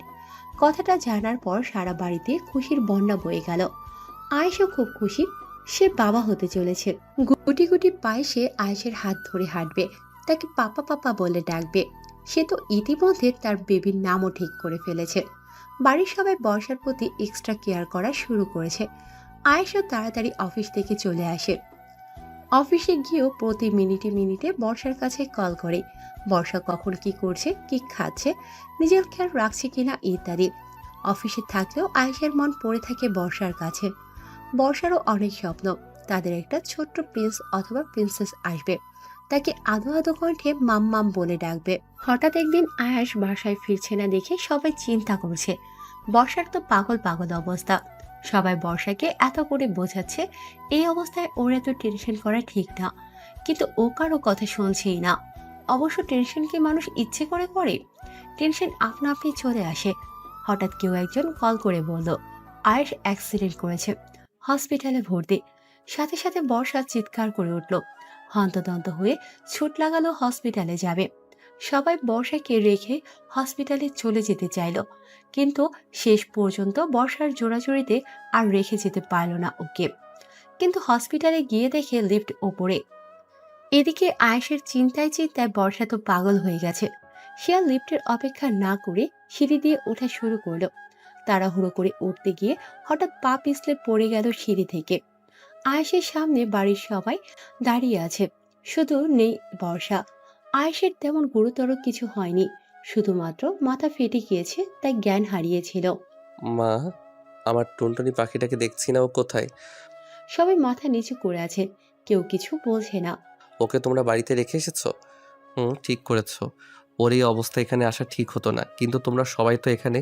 আমার টুনটুনি পাখিটা তো বাড়িতে একা ভয় পাবে। এ আনিকা, তুই তো বর্ষার কাছে থাকতে পারতি। তোমাদের আসলে কোনো কমন সেন্স নেই। একা একটা মেয়ে, তাও এই অবস্থায় বাড়িতে রেখে এসেছো। আয়েশের কথা শুনে আনিকা আর নিজের কান্না ধরে রাখতে পারল না, হাউমাউ করে কেঁদে দিল। এ আনিকা, কাঁদছিস কেন? আমি তো একদম ঠিক আছি। ভাইয়া বর্ষা। এই বর্ষা কি? তোকে না আমি কতবার বলেছি ভাবি বলতে? ভাইয়া ভাবি। কি হয়েছে আমার টুনটুনির? বর্ষা তোকে দেখতে এসে লিফট না পেয়ে তাড়াহুড়া করে সিঁড়ি থেকে পড়ে গিয়েছে। ও এই হসপিটালে আইসিইউতে আছে। ডাক্তার বলেছে ওর অবস্থা ভালো না। না, আমার বর্ষার কিছু হতে পারে না। কিছু না। আমাকে এখনই আমার টুনটুনি পাখিটার কাছে নিয়ে যাও, এখনই। প্রায় 1 ঘন্টা পর অপারেশন থিয়েটার থেকে একজন ডক্টর বেরিয়ে এলো। পেশেন্টের কন্ডিশন ভালো না, এখনো 2 ব্যাগ রক্ত লাগবে। আয়েশ ডক্টরের পা ধরে, আপনি দরকার হয় আমার শরীর থেকে সব রক্ত নিয়ে নেন, তবুও আমার টুনটুনি পাখিটাকে বাঁচান প্লিজ ডাক্তার। কিন্তু পেশেন্টের রক্তের গ্রুপের সাথে আপনার রক্তের গ্রুপের মিল নেই তো। বর্ষার রক্তের গ্রুপ কি? AB plus. আমার রক্তের গ্রুপ AB পজিটিভ। আমি দিব রক্ত, চলুন ডাক্তার। কিছুক্ষণ পর একজন নার্স বেরিয়ে এলো একটা বন্ডে সই করানোর জন্য। কেন আমি বন্ডে সই করব কেন? আমি কোনো বন্ডে সই করতে পারবো না। আমার টুনটুনি পাখিটা কোথায়? আমি ওর কাছে যাব। দেখুন, আপনার ওয়াইফ এবং আপনার বেবি দুজনের অবস্থা আশঙ্কাজনক। বেবি বা মায়ের মধ্যে যে কোনো একজনকে বাঁচাতে পারবো, আবার এমনও হতে পারে কেউ বাঁচবে না, তাই এই বন্ডে সই করা প্রয়োজন। এটা হাসপাতালের রুলস। আয়েশ হসপিটালের দরজায় জোরে জোরে লাথি দিচ্ছে। আমি দুজনকেই চাই। আমার বর্ষার কিচ্ছু হতে পারে না, আর আমার বেবিরও কিচ্ছু হবে না। আয়েশ পাগল হয়ে গেছে বর্ষার এই অবস্থা ও মেনে নিতে পারছে না। সব হয়েছে আমার জন্য। আমাকে দেখতে এসে আমার টুনটুনি পাখিটার আজ এই অবস্থা। আবিদ, তুই ওকে নিয়ে বাইরে যা। ও নিজেও এখনো সম্পূর্ণ সুস্থ না, আর এরকম করলে ও আরো অসুস্থ হয়ে পড়বে। কোথায় সই করতে হবে আমাকে বলুন, আমি সই করছি। আমি কোথাও যাব না, আমি আমার টুনটুনি পাখিটার কাছে থাকবো। টানা 3 ঘন্টা অপারেশনের পর ডাক্তাররা অপারেশন থিয়েটার থেকে বের হলো। বর্ষার কি অবস্থা ডাক্তার? সরি, আমরা বেবিকে বাঁচাতে পারলাম না। আর বর্ষা? চুপিগলে না গেলে কিছু বলতে পারছি না। আপনারা আল্লাহকে ডাকুন। আয়াস ধপ করে মাটিতে বসে পড়ল। তারপর আয়াস দ্রুত উঠে নামাজে দাঁড়ালো। আল্লাহ, তুমি কিছুতেই আমার টুনটুনি পাখিটাকে আমার থেকে কেড়ে নিতে পারো না আল্লাহ। ওকে ছাড়া আমি কি নিয়ে বাঁচবো আল্লাহ, কি নিয়ে বাঁচবো? ওর বদলে তুমি আমার জীবন নিয়ে নিও। বর্ষার জ্ঞান ফিরেছে শুনেই আয়াস দৌড়ে বর্ষার কাছে গিয়ে বর্ষার হাত দুটো ধরে কেঁদে দিল। জানো আমি কতটা ভয় পেয়ে গেছিলাম। মনে হচ্ছিল এই বুঝি আমি তোমাকে হারিয়ে ফেললাম। বুকের বাম পাশটা বড্ড খালি খালি লাগছিল। আমি এখন একদম ঠিক আছি বলে উঠতে গেলেই হুম, একদম উঠবে না, তুমি এখনো সম্পূর্ণ সুস্থ না। আমাদের বেবি ঠিক আছে তো? আয়াস কি বলবে কিছু বুঝতে পারছে না। বর্ষাকে কিভাবে জানাবে যে ওদের বেবিটাকেও ও বাঁচাতে পারেনি। ওইসব পরে হবে, আপাতত তুমি রেস্ট নাও, তুমি এখনো অসুস্থ। তুমি কি আমার কাছ থেকে কিছু লুকাচ্ছ? আয়াস জোরপূর্বক একটা হাসি দেওয়ার চেষ্টা করে। আরে না, কি লুকাবো? আমি তোমার মুখ দেখেই বুঝতে পারছি তুমি আমার কাছ থেকে কিছু লুকাচ্ছ। আমাদের বেবি ঠিক আছে তো? বর্ষার রীতিমতো পাগলামি শুরু করেছে ওর বেবির জন্য। শেষ পর্যন্ত আয়াস আর বর্ষার এই অবস্থা সহ্য করতে না পেরে সবটা খুলে বলল। বর্ষা একটা চিৎকার দিয়ে তুমি বলো না আমাদের বেবি সুস্থ আছে, একবার বলো না প্লিজ। আয়াস বর্ষাকে জড়িয়ে ধরে মাথায় হাত বুলিয়ে দিতে দিতে বলে, কেঁদো না, তোমার কান্না যে আমার একদম সহ্য হয় না। ভাগ্যকে মেনে নাও টুনটুনি। এই ঘটনার পর থেকেই বর্ষা ডিপ্রেশনে চলে যায়।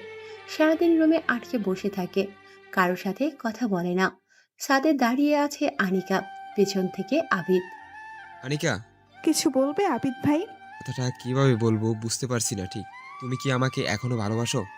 আনিকা আবিদের হঠাৎ এমন প্রশ্নে অবাক চোখে আবিদের দিকে তাকিয়ে আছে। আসলে আমি চাইছি আমাদের সম্পর্কটাকে নতুন একটা সুযোগ দিতে। আমিও তোমাকে ভালোবাসতে চাই। পৃথিবীতে সবাই সবার ভালোবাসার মানুষটাকে পাবে এমন না, আমিও না হয় পাইনি। আমি আমার অতীতটাকে ভুলে যেতে চাই, তোমার সাথে নতুন করে বাঁচতে চাই, তোমাকে নিয়ে নতুন করে স্বপ্ন দেখতে চাই। তুমি কি আমাকে শেষ একটা সুযোগ দিবে আনিকা? কথা দিচ্ছি আমি কখনো তোমাকে কষ্ট দিব না, কখনো তোমাকে ঠকাবো না। আনিকা এখনো কোনো উত্তর না দিয়ে অবাক দৃষ্টিতে আবিদের দিকে তাকিয়ে আছে। আবিদ আনিকার ব্যাপারটা বুঝতে পেরে তোমাকে এখনোই কিছু বলতে হবে না, তুমি সময় নাও, তারপর ভেবেচিন্তে উত্তর দিও। বলে চলে যেতে নিলেই আনিকা এসে আবিদকে জড়িয়ে ধরে। আমি তোমাকে খুব ভালোবাসি আবিদ ভাইয়া, আমি তোমার সাথে বাঁচতে চাই। আমার সব স্বপ্ন, মন, প্রাণ সব তো তোমাকে ঘিরেই। কথাগুলো বলছে আর আনিকার চোখ থেকে গড়িয়ে পানি পড়ছে। মিথ্যা কথা। আনিকা অবাক দৃষ্টিতে আবিদের দিকে তাকালো। এই যে, তাহলে এখনো ভাইয়া ভাইয়া বলতে না? আনিকা লজ্জা পেয়ে আবিদকে জড়িয়ে ধরল। আবিদও আনিকাকে জড়িয়ে ধরল। 6 মাস পর আয়াস অনেক চেষ্টায় বর্ষাকে ডিপ্রেশন থেকে ফিরিয়ে এনেছে। বর্ষা এখন আবার প্রেগনেন্ট। এবার বাড়ির সবাই আগের থেকেও বর্ষার বেশি যত্ন নিচ্ছে। সবচেয়ে বেশি যত্ন নিচ্ছে আয়াস। সে এবার চাকরি ছেড়ে দিয়ে বাড়িতে উঠেছে। এই আয়েশের বাচ্চা। চি টুনটুনি, তুমি এসব কি বলছো? তুই স্বামীর নাম ধরে ডাকছো, তারপর আবার বলছো আয়েশের বাচ্চা। কিন্তু আমার বাচ্চা তো তোমার পেটে, এখনো পৃথিবীর আলোই দেখেনি। বর্ষার রাগে কটমট করতে করতে তুমি চাকরি ছেড়েছো কেন? তোমার দেখাশোনা করতে। এটা কেমন কথা? আমি কি এখনো বাচ্চা? আমি নিজের যত্ন নিজে নিতে পারি না নাকি? বাচ্চাই তো। আগের বার যে ভয় আমি পেয়েছিলাম, এবার আমি কোনো রিস্ক নিতে চাই না। আর তাছাড়া আমি আমার বাবা মায়ের একমাত্র ছেলে। বাবা তো অনেক দিন আগেই ব্যবসার কাজে বসতে বলেছিল, কিন্তু আমিই করিনি। বেবিটা হলে, তুমি সুস্থ হলে ব্যবসার কাজ ধরবো। কিন্তু এটা তোমার স্বপ্ন ছিল, নিজের পায়ে নিজে দাঁড়ানো, নিজের আলাদা একটা পরিচিতি গড়া। এখন কি আমি অন্যের পায়ে দাঁড়িয়ে আছি নাকি নিজের পায়ে তো দাঁড়িয়ে আছি? আমি ঠিক কি বলতে চাইছি তুমি ভালো করেই বুঝেছো। আয়েশ বর্ষাকে জড়িয়ে ধরে। এই মুহূর্তে আমার কাছে সবচেয়ে গুরুত্বপূর্ণ তুমি। আমি এবার আর তোমাকে নিয়ে কোনো রিস্ক নিতে চাই না। আমি তো আমার বেবি নিতেই রাজি হতাম না। এখন শুধু তোমার মুখের দিকে তাকিয়ে আর একটা ছোট্ট প্রিন্স অথবা প্রিন্সেসের লোভটা ঠিক সামলাতে না পেরে রাজি হয়েছি। কিন্তু এইবার 1 মিনিটের জন্যেও তোমাকে আমার চোখের আড়াল করব না। 5 বছর পর আয়েশ ল্যাপটপে কি যেন কাজ করছে আর বর্ষা ঘর গোছাচ্ছে। এই টুনটুনি, আয়ুষী বর্ষা আর আয়েশের একমাত্র রাজকন্যা। এই কি বললি তুই? এইসব তোকে কে শিখিয়েছে? পাপা। বর্ষা আয়েশের দিকে তাকিয়ে। এইসব শিক্ষা দাও মেয়েকে? আয়েশ একটা ঢোক গিলে। কই না তো। আমি দেখছি না ভাবছো? বাবা মেয়ে মিলে সব সময় আমার পেছনে লাগা। আয়েশ এসে বর্ষাকে জড়িয়ে ধরে। তোমার পেছনে লাগবো না তো কার পেছনে লাগবো? 10টা না 5টা না, আমার একটা মাত্র বউ। পাপা, তুমি আমাকে রেখে একা একাই মাম্মামকে আদর করছো? আয়াস আর বর্ষা একগাল হেসে দুজনেই আয়ুষীকে জড়িয়ে ধরল।